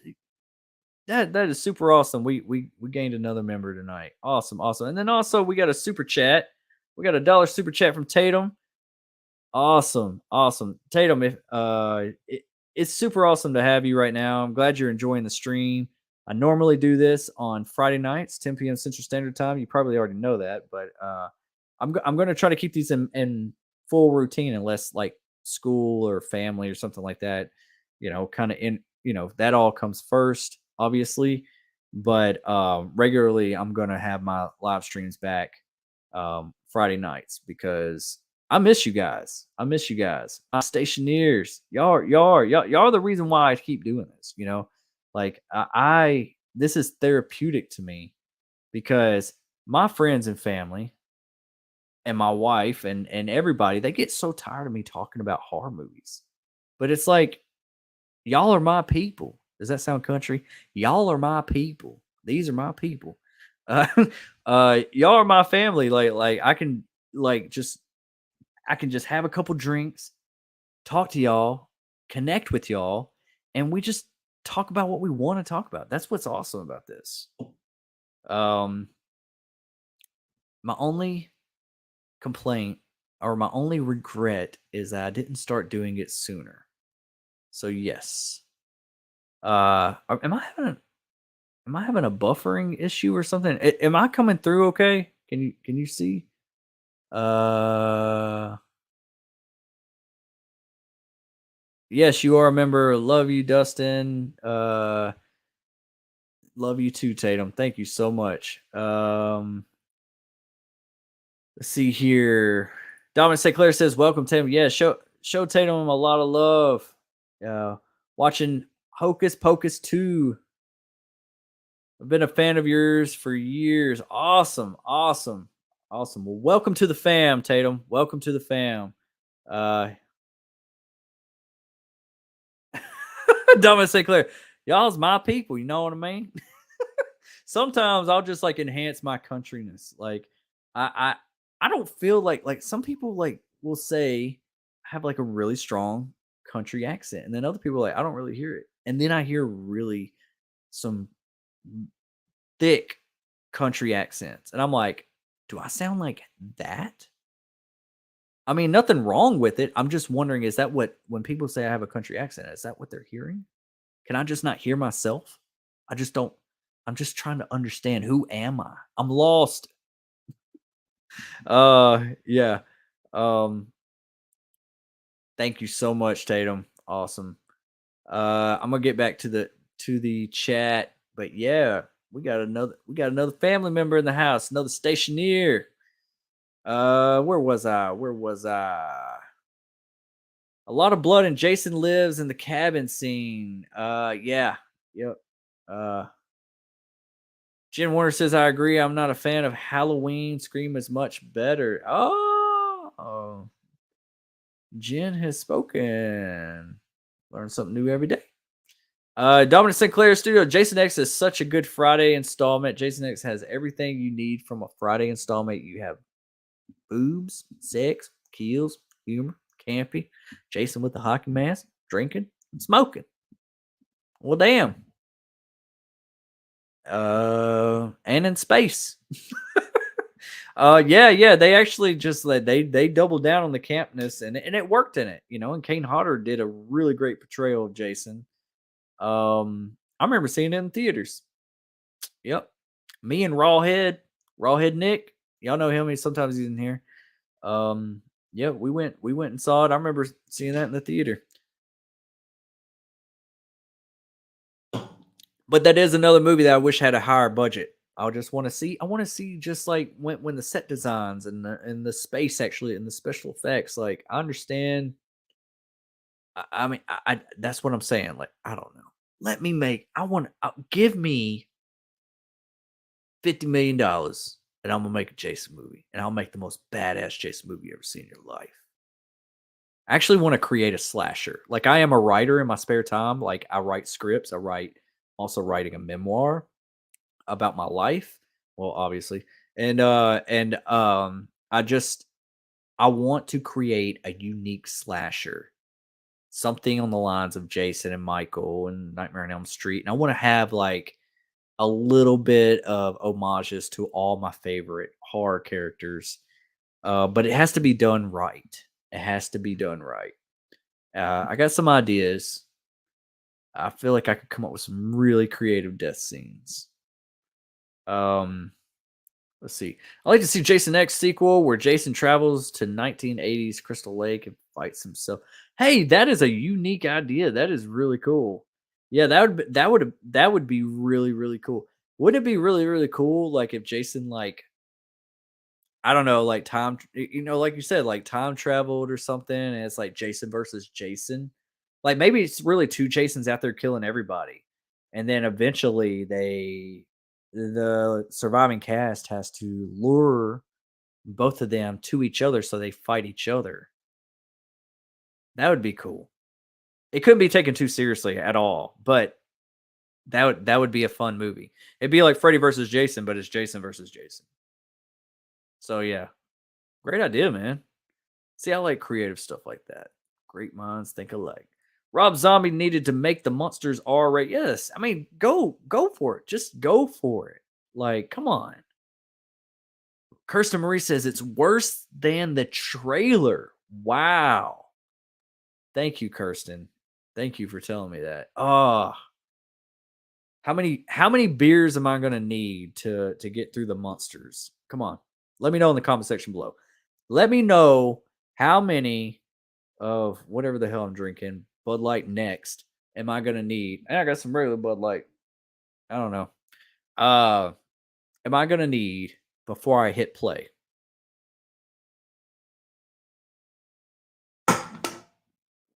All right. Jen Warner said I need to go to bed. It is after midnight. See you Sunday. All right, Jen. Good night. I'm pretty late to that comment. I'm pretty sure. Yeah, 11:19. Jeez. Oh, it ain't that far. Yeah, see you Sunday, Jen. I hope you get some rest. Looking forward to End of Days. And y'all need to come back and watch that. Me and Jen are going to be doing a live watch stream, a watch party. Y'all can watch along, hit play together. We'll be on the same track, and I'm gonna give my commentary on the movie, and then we're gonna discuss it afterwards. And then we're gonna watch Arnold kill the devil versus the devil. And that was the damn devil. Anyways, I can see or hear anything about kids being hurt. I can't see. Yeah, I'm with you, Kirsten. See, yeah. Maybe it's a parent thing. I don't know. Maybe it is. It's just touchy for me because like I was a single dad there for a little bit, like I went through some tough stuff and had to get custody of my kids, and I went through just a lot of stuff like kids being hurt or in bad situations or anything like that is touchy subject with me. Like I just don't like it. I just don't. I almost don't even like even in. I mean, like I can handle it, but like even in Halloween 2018 when the kid got killed, like I was like, man, like you ain't got to go there. At least they didn't do it to the baby. You know what scene I'm talking about, but like that's would have been like, no, like I couldn't watch it. But like yeah, there's just something about it. It's like it's too innocent. You don't hurt the innocent. Let's see. Damn you, Destiny, you tarnished Jason Goes to Hell reputation. My bad, bro. I didn't mean to. But it's just a little hocus pocus. But yeah. I mean, honestly, you look at the script. Hocus Pocus has a better script. From a writer's standpoint, I always look at it from that, like what are they trying to make? And what is this script? And what was the original or what is the idea? Oh, that's great. Okay. Now let's fast forward. What's not working with this movie? Is it the acting? Is it the directing? Is it the editing? Is it post production? Is it the cinematography? What is it? Jason Goes to Hell just quit giving us freaking horror movies or slasher movies without our slashers in it or in it very seldom. Like that's what I'm worried about. Halloween Ends, y'all. Like y'all, I sound like a damn kung fu movie. Y'all, a country kung fu movie. There we go. But I'm worried about Halloween Ends with this Corey Cunningham character. Like what the hell is going on? Like I feel like I know this entire movie. I'm going to see it. I'm going to see it in IMAX October 13th. And then I'm going to come home and watch it on Peacock. But I'm kind of I'm bringing my expectations a little bit lower. I'm going to like for what I know it's going to have great potential. I know it's not going to be a stinker. I know it's not going to be that. But is this going to be an acceptable ending? Is it going to be an acceptable ending? Does this need to be this story that they're trying to do with the Corey character? Does this need to be the ending movie, or could this just been Halloween Kills? I feel like it would have been a lot more accepted if it was in Halloween Kills. Like if this was or if they did another sequel and then Halloween Ends after this. Like it'd be a little bit more acceptable if it was a middle movie, not the ending. Michael better be in it more than the Corey character. If he's not, what the hell are we doing? Why are we here? we've never even met this Corey guy before. Like, he might be a great actor. He might do his part great, but why? Because you want to show homage to John Carpenter's work like Christine and be something, you know, trendy or edgy or look, we're different. We're cool. Come on, man. Get the fuck out of here with that. Pardon my French. See, I get real personal when we talk about our favorite movies. Like, I'm like, nah, man, don't mess it up. Anyways, rated R, Happy Death Day and Happy Death Day 2, that'd be better. Yes, it would. Even Freaky, it's like the same creators. Freaky did good. I mean, Freaky was pretty good. It wasn't great, but it was good. But if Happy Death Day and Happy Death Day 2 would have been so much more better if they just went balls to the wall and they actually did it. They like horror comedies are a lot better when the horror is vicious, like look at Idle Hands. That's one of my favorite horror comedy movies. It's goofy, it's dumb as hell, but it's got great kills. You know what I mean? Like, and it's fun. It's fun. It's hilarious. It's got great kills. It's got great characters. Knows what it is. Like, when you're doing a horror comedy, I feel like there doesn't need to be any restraints. Does that make sense? I feel like that makes sense to me. Slashers need to be rated R. Yes, they do. Sydney killed more villains than Laurie Strode. Very well, yeah, because there's like 2 Ghostface in every movie except for like 1. There's only 1 Michael Myers. And you think she killed? I don't know, man. I'm just, I don't know. H2O is still a special place in my heart. And I don't know which ending I'm going to accept more because I really do like H2O. Even though there's problems with the mask and there's issues with the script here and there, H2O is a solid Michael Myers movie. Halloween movie. Hey, you, Dustin, watching Hocus Pocus 2, baby. Oh, good. Hell yeah. Let me know what you think about it because I got some thoughts. I got to get going to watch Hocus Pocus 2. See y'all. So, okay, Kirsten, enjoy the movie. Let me know what you think. Shoot me a text or a comment or, whatever, however you can get your reaction to me. Let me know. I got to still edit my video. Dang, I still got it over here. So, yeah, I'm going to have to wrap this up pretty soon, too. We're going on almost 2 hours, an hour and 45 minutes. Cool. Tatum Dawn says, I always miss your live. Thanks, Tatum. That's super awesome. I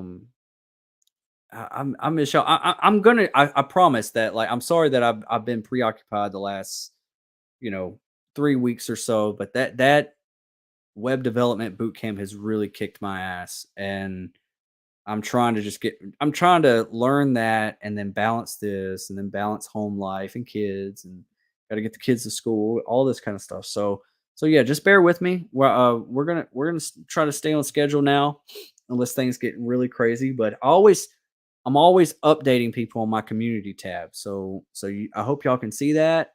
Hit that bell notification. So anytime that I upload a notification or a video or any upcoming projects, like I got a short film coming out. It's like a fun little fan film called A Nightmare Before Halloween.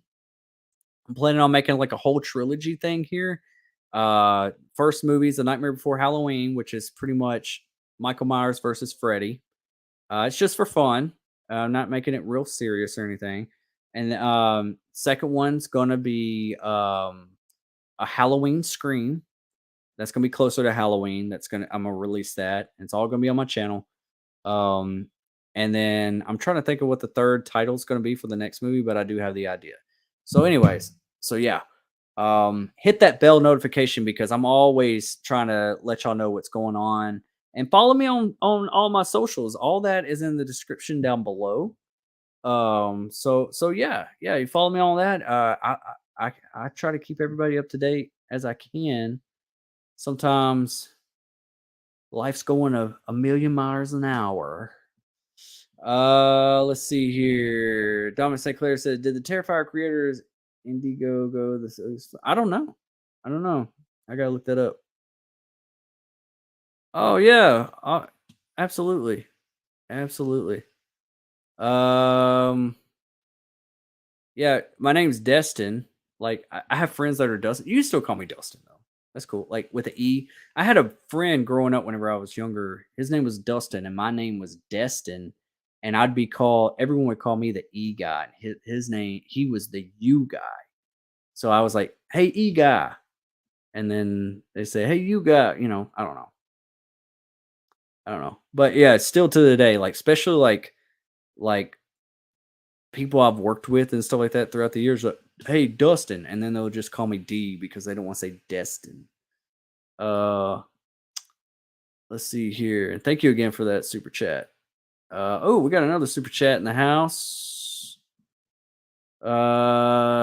Super chat with the dollar super chat. Tatum Dawn, thank you again. Thank you. That's super awesome for that. Really appreciate it. Really, really appreciate it. Awesome, awesome. Super chats go to the front of the line. Everybody knows that. I will get back to all your comments. We are going to have to be wrapping it up here soon. I got to finish up this editing before I go to bed. I guess I'm not going to get to the monsters tonight. I'm going to have to probably push that off till tomorrow. But I got some stuff I got to do tomorrow too. So hopefully I'll get it done by the weekend. How about that? I'll give you that. Ghostface Fanatics in the house. What's up? What is up, Ghostface Fanatic? Uh-oh, I'm scared. Welcome, welcome. Welcome to the stream. Thank you again, Tatum. Thank you. I appreciate that. Let's see here. Where was I?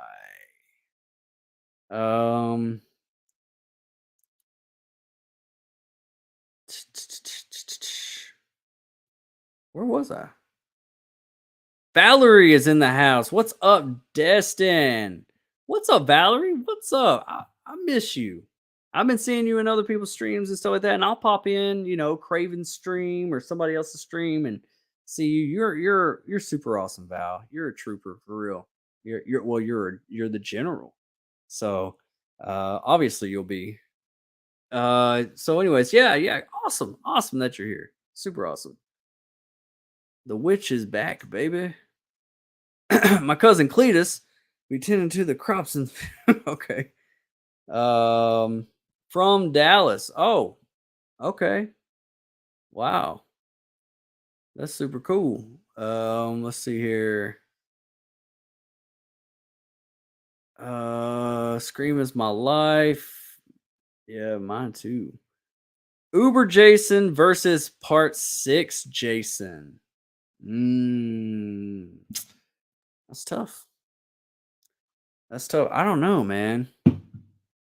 Uber Jason? I mean, it's not original, but y- I mean, it's freaking Uber Jason. It's Terminator Jason, man. Uh, you did the party for New Year's Eve. Was there? Oh yeah. Awesome. Yeah, I remember. I remember. Um, yeah, that New Year's Eve party was fun. That was a fun stream. Uh, Uber Jason versus Part 4 Jason. Dude, I'm too many beers in to answer all this. um, I can't choose, man. That's like it's hard. It's hard. It's really hard. Uh, y'all need to know y'all be not putting y'all favorite slashes in y'all's films. You know what I'm saying, y'all? Yeah, I know. It's crazy. Some baby back bullshit with some cheese on it. I'd be like, damn, just give us what we want. Damn. Do they not like have a Twitter? Do they not like listen to the reviews? It's like, oh yeah, oh they like that. Oh well, they're really about to get pissed off. We're gonna give them this. But on the flip side, in their defense, people also, oh, they're making the same things over and over. They have no Hollywood has no creativity. But then every time we do something different, fans shit on it. You're not gonna please everybody. That's why, especially whenever you got a long lasting franchise, you're not gonna please everybody. And when you make something, you're gonna like if you're anywhere too different, you're gonna piss off somebody. You really are. That's why it's always good just to make new movies, just a new idea, new whatever from the ground up. From the ground up. Uh Dustin, you're the one I go to for all my info. Thanks. I appreciate it. Appreciate it. I try to upload regularly. Sometimes I'm behind on stuff. I actually got a couple videos coming out by Monday as well. I want to discuss. There's some new images on Halloween Ends. Anybody else excited for Halloween Ends? Oh my god. Oh my god. Like I'm about to pop with anticipation. Like I just but I feel like even though that I'm trying to like restrain my excitement, I can't help. It's like it's almost what is it about Halloween that just like ah like it's like it gives you that great Halloween feel. You know, like Halloween and Christmas is like my two favorite times of the year. And Scream, I get excited about Scream like it's Christmas. And like Halloween is like my Halloween movie. Like that's the thing. Like that's how I feel.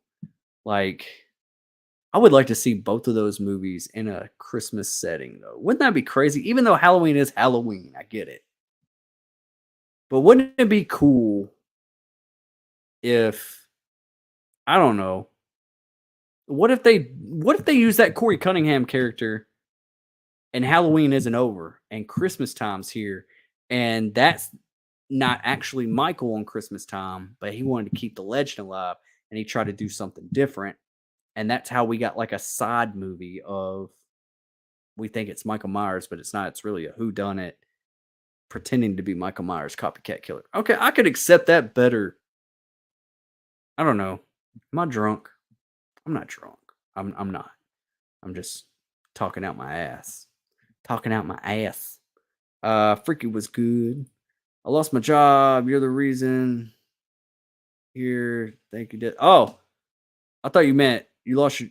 I'm the reason why you lost your job. I was like, oh my god, I'm sorry. Uh, I'm sorry, Tatum. That's. If you need anything, just let me know. Fam will take care of you too. We all look out for each other here. We have a very positive community here. We all know that. But yeah, I'm really sorry to hear about that. And if there's anything I can do to help, just let me know for real. Seriously. I mean, jobs are don't be hung up on jobs too bad. Jobs only want you for the use of you. I could go into a whole another topic here, but like I worked for a job for 12 years and on my 10th year in, they're telling me that I'm getting a certain position and then, what happened in the world happened and they cut my advancement from budget reasons. And I was just about to get that position and they were just, no, we're just going to pocket that. We're just not even going to have that position anymore. We're just going to cut that and keep it in. I'm like, I just gave you 10 years of my life and you've hyped me up for this position for 10 years and now you're doing this. So yeah, that's a whole nother stuff. But yeah, jobs suck. Try to work for yourself as much as you can. Do some YouTube on the side or until it become your full-time job. That'd be great one day. Um, and work for yourself. Like be an entrepreneur, invest money, save money, invest it, and get to a point to where you're out of complete debt because that's the main reason why people work and then work a lot of overtime is because they might be caught up in certain debt that they're going to work every day to pay. Try to get out of that routine. Find a way. Use your money to buy assets that those assets can make you money so you can quit your 9 to 5. There's my little lesson, and we can elaborate on that later. But yeah, I had to change my way of thinking on that whole thing. But the first thing is getting out of complete debt. Seriously. Some debt's good to an extent. There's good debt and there's bad debt. But use the bank's money to invest. to buy you assets that then returns you money. Does that make sense? So yeah. Anyways, uh, Dead Alive, good example of horror comedy. You know, I've never seen Dead Alive. I've always wanted to. That's one movie. I've never seen Dead Alive. I've never seen Near Dark. I've never seen, what's that movie? Oh man, what is that movie? There's a few movies I've always wanted to see since I was a kid. I just never got to see them for some reason. I don't know why.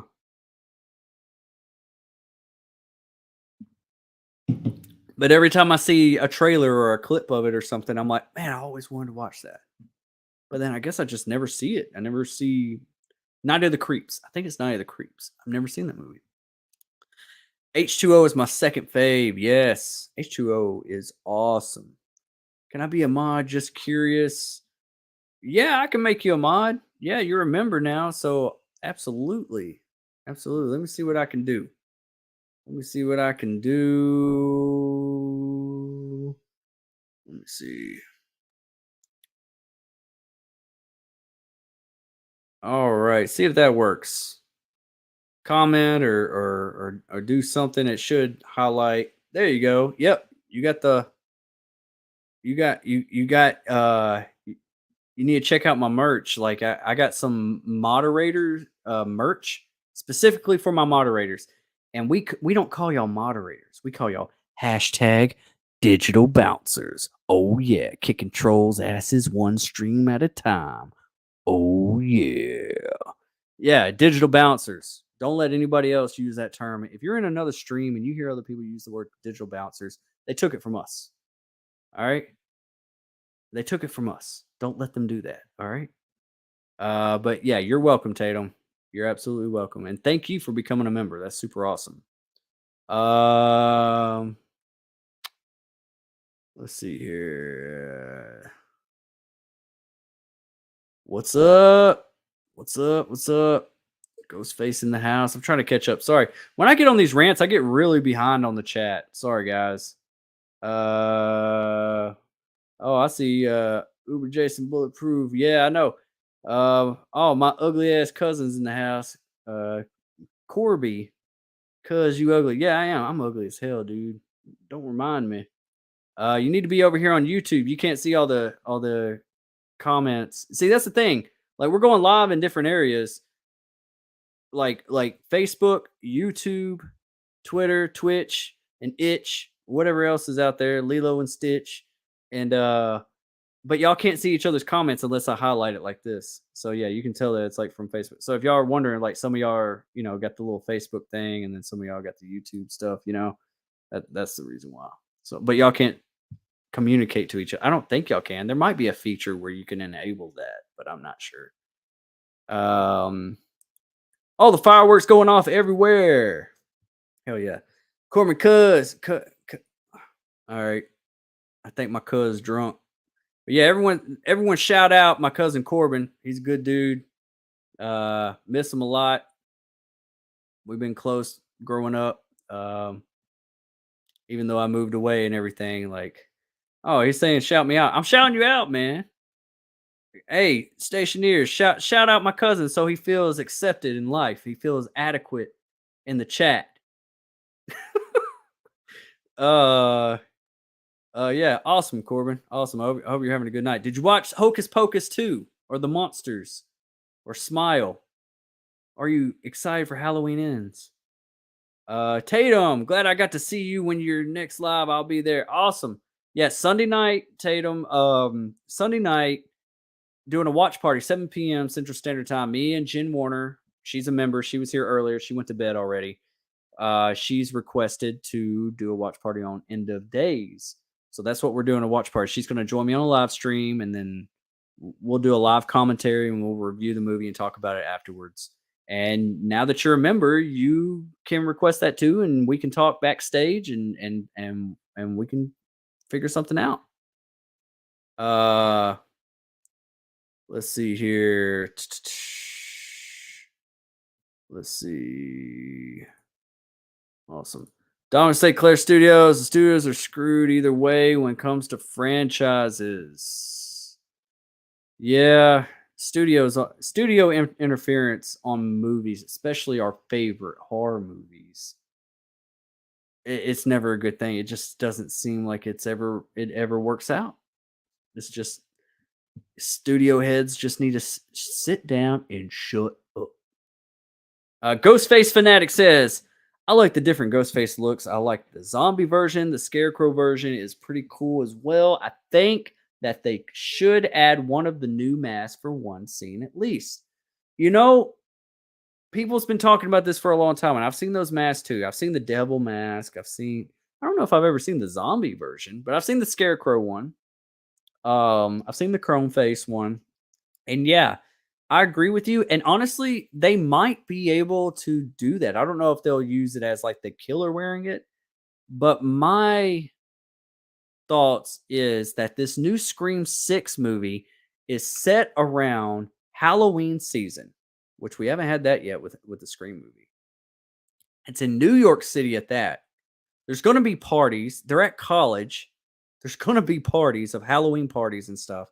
People, and honestly, I think that I don't know if they're going to do this, but if I was in the writer's chair and what they did with Scream 5 with the requel angle, they said the killers are making a requel. Richie and Amber were making a requel. And if that was successful, then now a new Stab movie would be in production and probably advertised all over the city of New York and all over the world.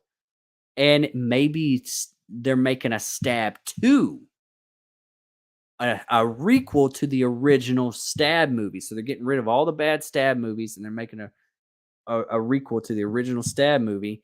And that's also going on at the same time as Halloween and these new killers and everything.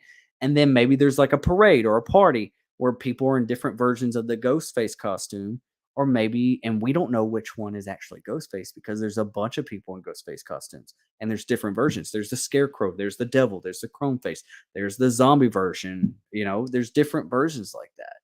There's the bloody face one, there's maybe we'll get a scary movie reference, with the scary movie mask. That'd be funny. But yeah.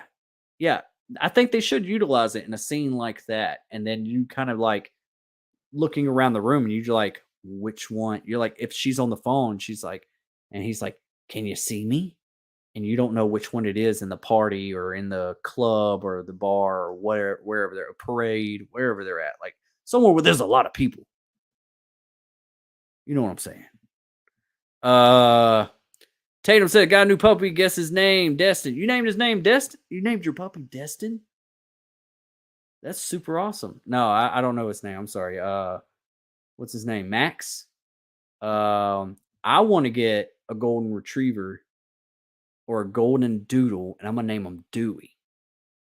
That's what I'm going to name my next dog. Dewdrop. Dewey. Dewey lives on in our dogs. I don't know. What's your dog's name? Did you name him Destin? That'd be super awesome. But there's better names out there.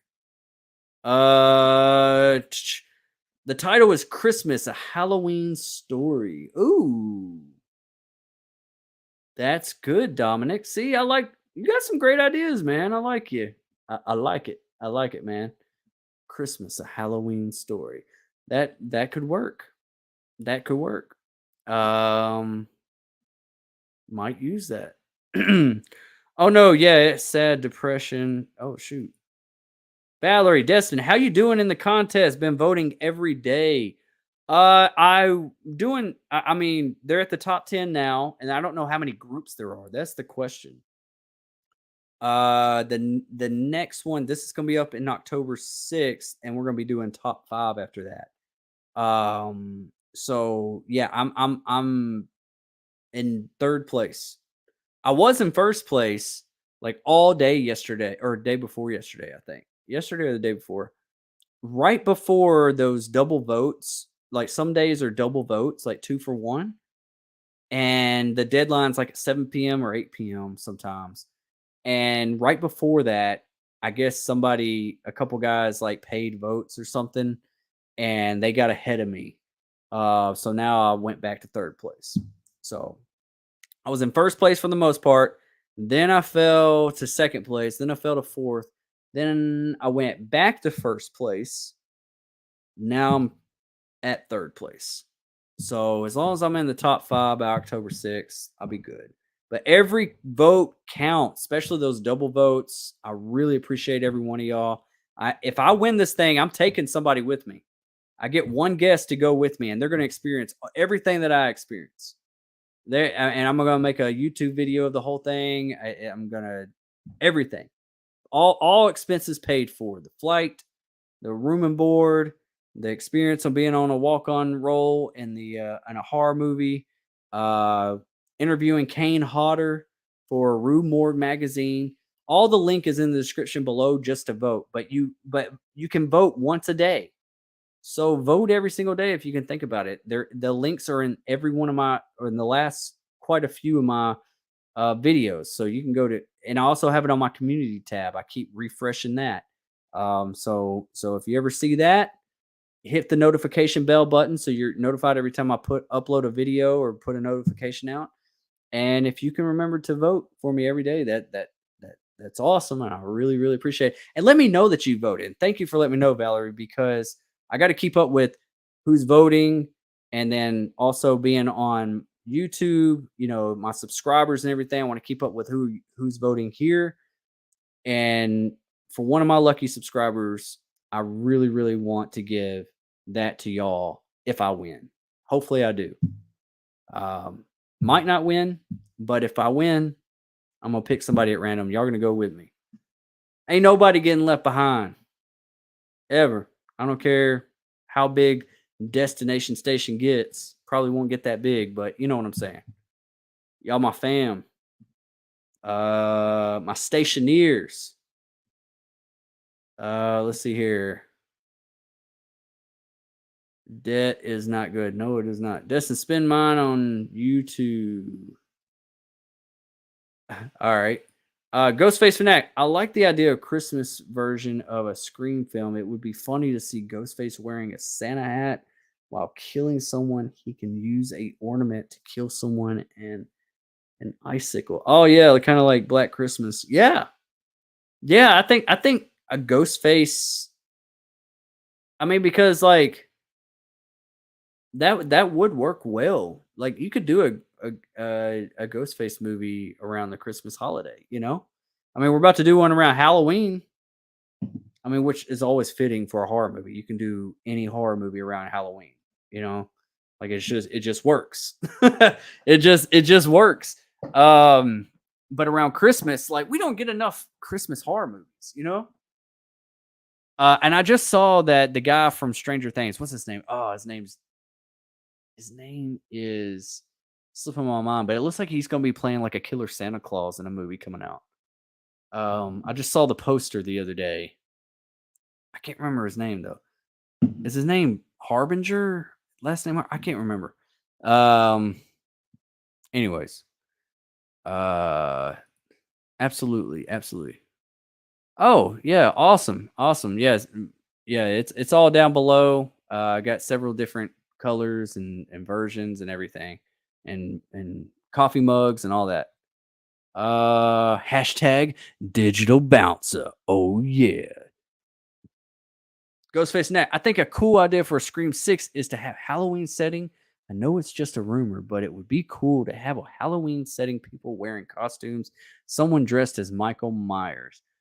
Yeah, I think that would be really cool too. Like if they show like homage, like they're at a Halloween party or a parade or something in the street or an event or something, and you got like you see like someone over there dressed like Michael, or you see someone dressed like Jason Voorhees, kind of like Jason Takes Manhattan, since this is in New York and everything.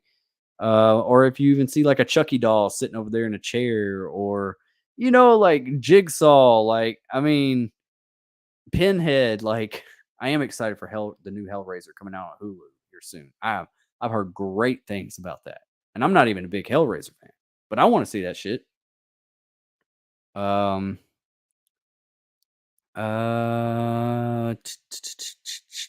Thank you.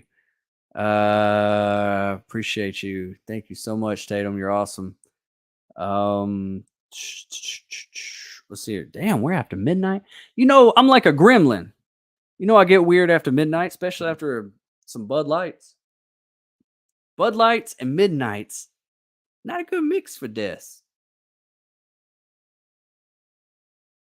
If you ever wonder, well, you probably noticed, I rhyme a lot.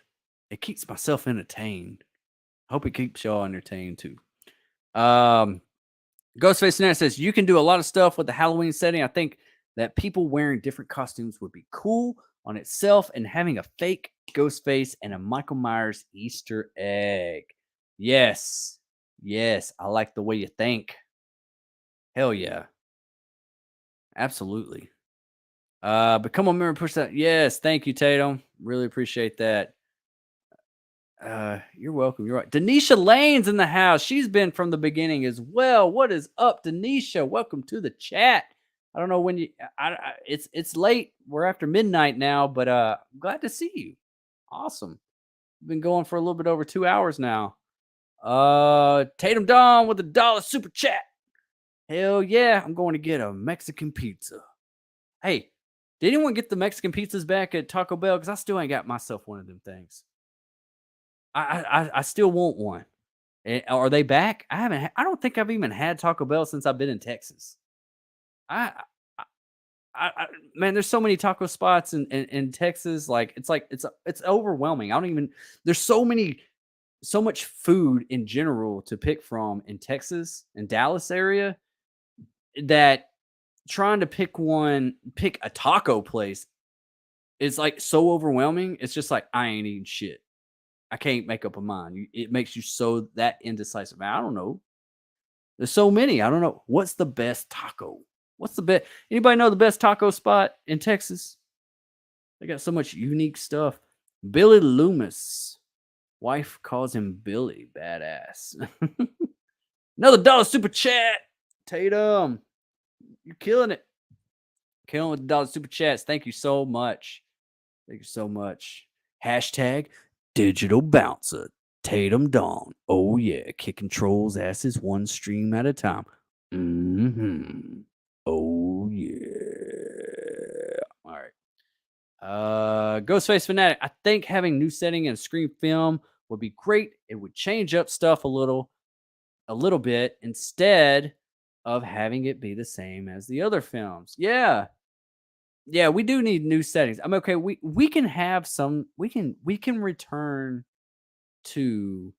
I almost said Haddonfield, but we can return to Woodsboro again, or at least a scene, or an opening scene, or an ending, or something like that, or even like a middle scene. Like think about the Meeks twins calling their mom. Hey, mom, just checking in with you. How you doing? And then we transition to um uh uh damn their mom over in Woodsboro, and she ends up having a death scene or a chase scene or something, you know. But yeah, Woodsboro is a little played out. Let's branch out. Thank you for making me feel better. Absolutely, absolutely. That's what we're here for. No negativity.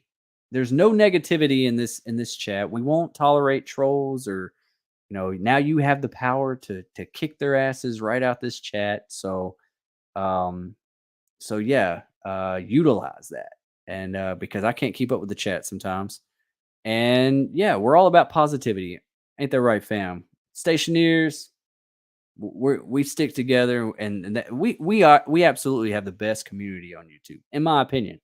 And there's some real like rough stuff out there.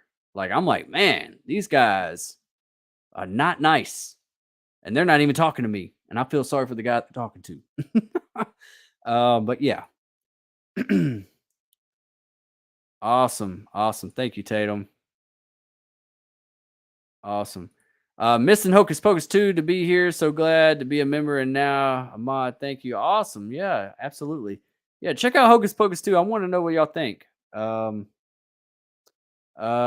if Ghostface Fanatic, what if a Halloween film had a Christmas setting that would be cool? I think it would be interesting. there's been a talk for a very long time that they've always wanted a Friday the 13th movie, Camp Crystal Lake, frozen over Jason movie in the snow, blood splattering over the white snow, heads getting chopped off, legs getting ripped off, jaws getting ripped off. Like, I think it'd be cool. I think it'd be really cool. Wouldn't it be really cool if like like that was like Jason, like maybe the movie prior to a Christmas film. I mean, we're talking about Halloween here, but I know I'm talking about Friday the 13th. Hold on. And Jason's like frozen underneath the Camp Crystal Lake and he burst out, and that's like the beginning of our Christmas movie. Like that'd be fucking awesome. But Michael Myers, I think it would work. That's what I'm saying. Like with this Corey Cunningham character with Halloween Ends, like a copycat killer. Let that be a like he doesn't want Halloween to end, so it's like like the Nightmare Before Christmas. Let's do a Nightmare After Halloween. Ooh, that sounds like a good title. Nightmare After Halloween. My fan film that I'm making right now is a Nightmare Before Halloween or After Halloween, something like that. It's something like that.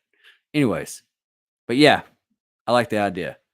Taco Cabana. Yeah, I've seen that around. Yeah. I gotta check that out. Or Velvet Taco. I have been to Velvet Taco. Velvet Taco is pretty cool. That would be cool to have a Halloween party in the opening, and maybe you see people dressed as Ghostface. It turns out it's fake, but then the real one comes out. Hell yeah. That's how we need to play that. Yeah, keep that mystery alive.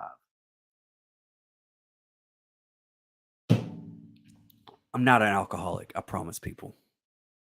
At lea uh, I'm 100% right 50% of the time. Okay, let's keep rolling. Hey, is Matthew in Scream 5? Who the hell is Matthew? Matthew McConaughey? Mm-hmm. Mm-hmm. Ooh. I don't know how he does it. Let's see here. Oh, we're down to the end of the chat. We got about 8 people watching right now. We're already like 12. We're over midnight. I was only going to go for like an hour tonight, but we get lost, and I love this. I love this. Like, I would live stream every single night if I could, honestly. Would y'all show up? Would y'all show up if I live streamed every single night? Or can y'all only handle me once a week? One time a week, and it's like, all right, y'all are just hitting and quitting it. I don't know. That was a weird thing to say. Let's see here. Ghostface Fanatic with Jason, it could work. I hope we get another Friday the 13th. Hopefully we get a new film. Maybe they can do a Jason in the Snow film. Yeah, that would be awesome. That would be awesome. Yeah, drink. Oh, all right. Yes, ma'am.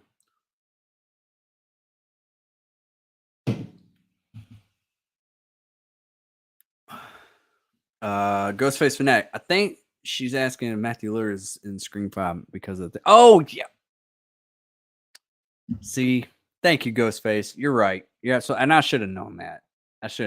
I made obviously Matthew. I was thinking of a character. I guess I don't know what I was thinking. I don't know. My mind was like on Friday the 13th and everything. I don't know. I wasn't thinking. But yeah. I honestly do not think he's in it. Now, do I think that after they seen the fans and all the requests that is made and how much people want it, they're considering it if that's the original idea or not, because Scream 5, whenever Tara was on the phone at the beginning and she forgot about Stu Macher, she only said Billy Loomis, Ghostface got mad. Ghostface says, wrong, there was 2 killers, Billy Loomis and Stu Macher, and that showed motive. The town of Woodsboro forgot about Stu Macher. This is his legacy. This is his journey. This is his Ghostface. This is his following. He is coming back because every time that they talked about the Woodsboro murders, Billy this, Billy that, Billy Loomis this, Billy Loomis that, he never got the recognition. He wants his recognition. He did survive that TV falling on his head. Absolutely. It would be really cool. If he is in it, I want it to be a very small cameo. I don't want this to be like Matthew Lillard being the killer at the very end, and then he gets killed or whatever. No, this needs to be like there needs to be a couple of killers. They get killed, and the aftermath. You hear Stu's voice, or you see the side of his face, or something like that. Boom, cliffhanger. Going to the next one, and that shows that he's been working behind the scenes or something, or he'd just be, the last one out, and he survives. That'd be cool. Matthew, Stu. Yeah, I'm on that Stu train, baby. Stu. Yep. Man, we've made so many videos about the Stu theory. Craven really has. Like Craven wants it. I think he's gonna pray it into existence. I really do. I think he has got like the stars aligned to make it happen. But yeah, awesome. Commentary. They told me he's on the party scene. Oh, yeah, in Scream 2. Yeah. I hope Stu comes back. I don't think we will see him until Scream 7 because that's the trilogy. So it makes sense. Yeah, that's what I'm thinking too, Ghostface. It's like, don't blow your, pardon my French, but don't blow your load too early. Keep that surprise for the mastermind for the last one, because that was the original idea for Scream 3 before they had Roman come in and have Sydney's brother. So let's right that wrong. Let's write the original idea from Kevin Williamson and Wes Craven, and let's not just do that idea, but let's make this the ultimate mastermind. That's the thing. Because that's the one thing that didn't land with me in Scream 5 was like the motive of the killers. Like the killers were fine. They were very predictable, but their motives sucked. That's the thing that sucked about it. It was like, what? Like, no. Like, where's the, okay, this is fine. Where's the next twist? Where's the next killer? Is there a third killer? What's the real motive? And it was just, they were just fans, and they wanted to right the wrongs. They wanted to make a requel.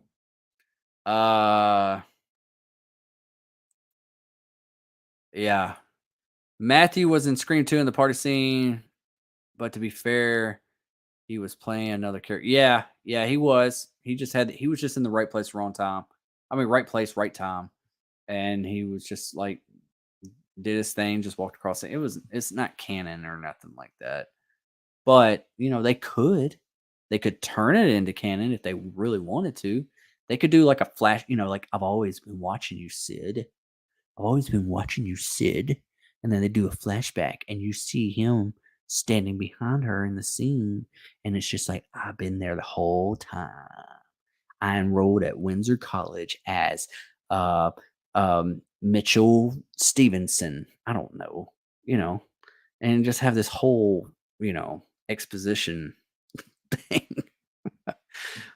Sorry. I say sorry. Like, I'm not sorry. I'm not fucking sorry. Take me how I am. Let's see here. Hey, Ghostface. That's what I said. Hell yeah. I want to watch it now. Do a watch party. I'll give you $20. Oh, right now? You want to watch the movie right now, or wait, what? Sorry, I'm down for a watch party for Scream. I'm down for a watch party at Scream. We just should have started it like 2 hours ago. Hell yeah. But yes, we can definitely do a watch party. You're an official stationeer. You're a member now. So hell yeah, you can request your streams as much as you want, and we'll get them done. I can either watch them and review them and do a watch party myself, or I can invite you and you can be on the live stream like I am right now if you're comfortable with being on the live stream, and we'll watch it together with an audience like we're doing right now. So we're not watching nothing right now except for the chat. Hey, is this weirder with no music in the background? Because usually I have music going on in the background, like some rock music or something. Or is this cool? Y'all cool with just hearing my southern voice? Is that cool too? Because I can definitely drown it out with some music if that's what y'all desire. I want to do a watch. Hell yeah, let's do it. I'm down. Awesome.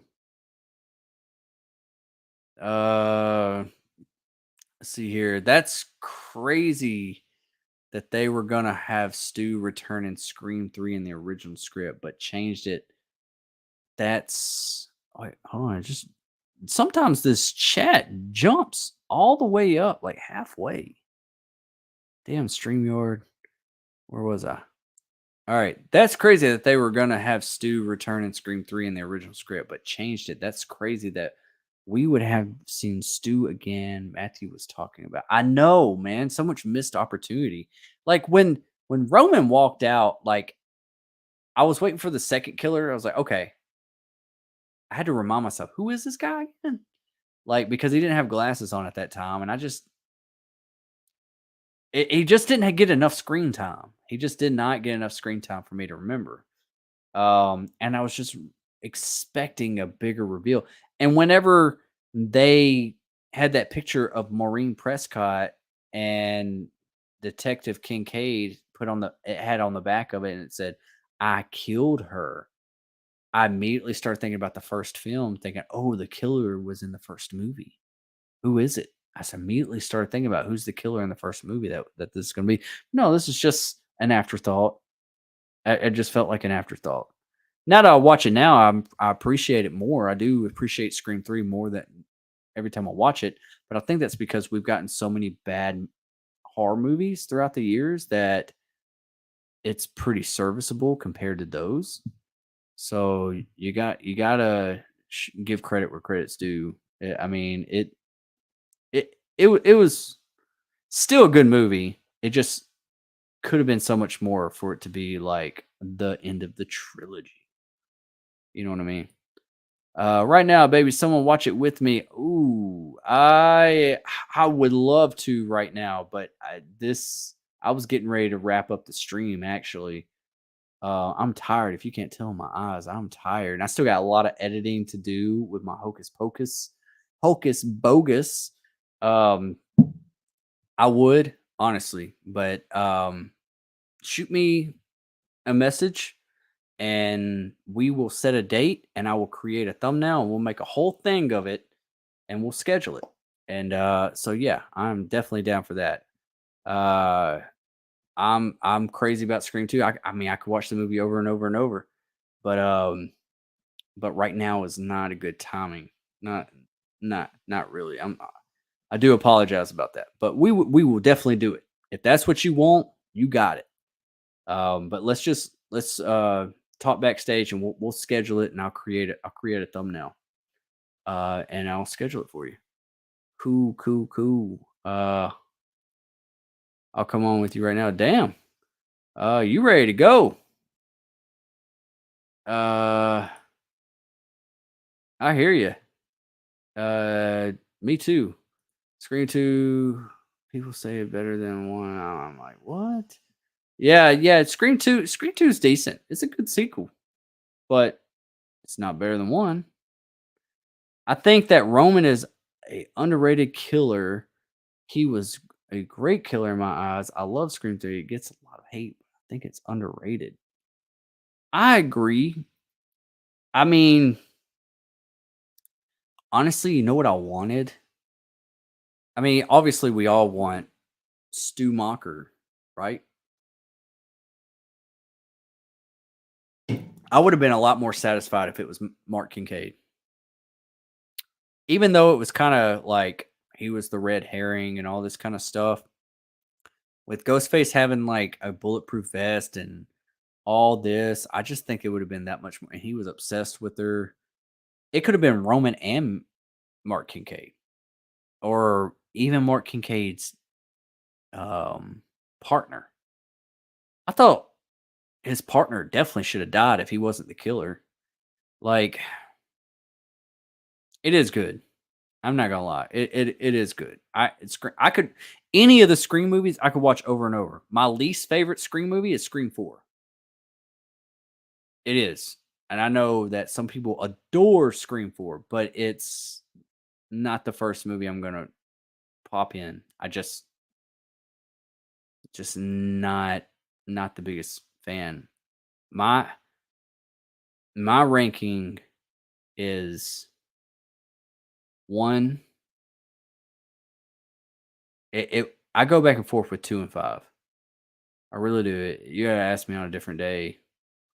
Probably 5 because I feel like 5's got more rewatchability in my opinion. It's an easier watch. I don't know. 2 is great too. But there's some tones in Scream 2, like in going from the second act to the third act. And I'm like, what time of day is this? Are we in the same day or are we tomorrow or what's going on here? Um, I don't know. They're all great, but it's either 1, 2, 5, 3, and 4, or it's 1, 5, 2, 3, and 4. 5 and 2 is a toss up every other day. My rankings 1, 3, 5, 4, and 2. Cool. Hell yeah, that's a good ranking. Oh, you like 3 the second best, and then you like 5. That's an interesting ranking. See, a lot of people just have so many different rankings. But we can all agree there's not a bad Scream movie. Like they're pretty damn good. Like every one of them are pretty interesting and have rewatchability. I was thinking that if Kincaid, when I first watched it, I was thinking it was him and his partner, the other cop. But then at the end, you just get shot because you think Roman dies.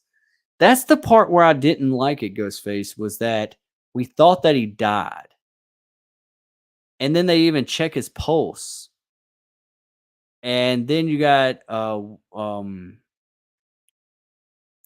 what's her name? Parker Posey's character pops out from behind. She's like, "Is he dead?"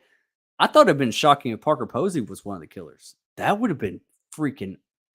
I didn't even like that she died. I thought like she needs to be a surviving character or she needs to be the killer because she's so likable. You know what I'm saying? Like that would have been cool. Like if Roman and Parker Posey was in on it, that would have made it better if you really think about it. Just thinking that when Gail goes down there, checks Roman's pulse, and he's got, the knife in his chest, and you think he's dead, and Parker Posey comes out from behind like, like a mannequin. I can't remember what it was.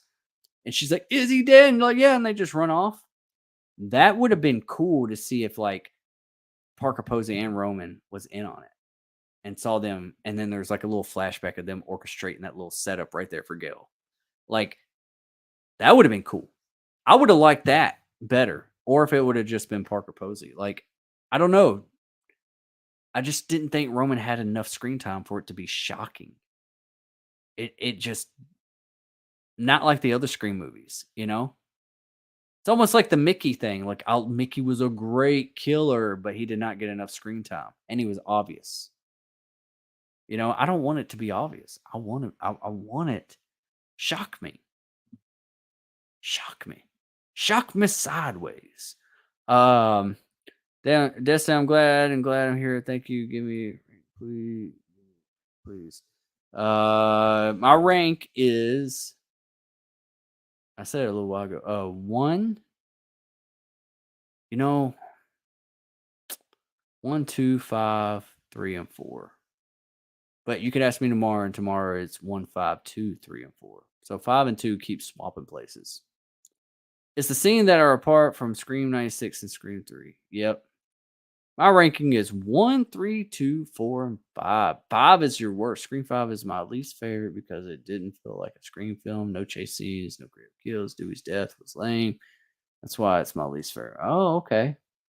I thought it was kind of like harsh a little bit. It felt something felt a little bit more real to me. Um, but maybe it's supposed to be like that. Maybe Richie and Amber are supposed to be um inexperienced killers. That's the way I was kind of viewing it after my second watch. I was like, okay, these are kids that want to be killers, but like, yeah, they're killers, but they're inexperienced killers. They're a little sloppy. You know what I mean? But I also thought some of the kills were like the shanking, like or like the thing in the neck, or even Dewey's kill. I was like, damn, like they're ripping the band-aid off and they're making they're opening up bad wounds. Dewey's just cry still not over. I know. Awesome. Guys, I have got to hit the hay. It's 2:30. It's 12:37. This has been great. I have had a really fun night talking about Scream, Halloween, everything.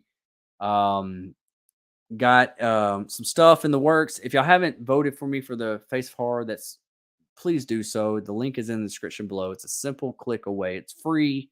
Unless you want to pay, the more you pay, the more votes I get, but you don't have to do that. But you can vote every single day. Every 24 hours you can vote. And thank you for everything. I'm glad I got back in the groove of this tonight. Like, this has been awesome. Didn't think we were going to have much of a turnout just because this was kind of like out of the blue. But yeah, y'all are super awesome. Thank you, Tatum, for being a new member. Thank you for the super chats. Thank you for everybody that's here. Like super awesome. And come back on Sunday, 7 p.m. Central Standard Time. Me and Jen Warner, we're going to do a live watch party of End of Days, and y'all can watch it with us. We'll hit play at the same time, and we will watch it from beginning to end together right here. Another dose of Destin. All right, guys, this has been great. This is Destination Station. I'll see you later. I'll see you another time. Love you guys. Peace and peace. I'm so damn tired. Shit.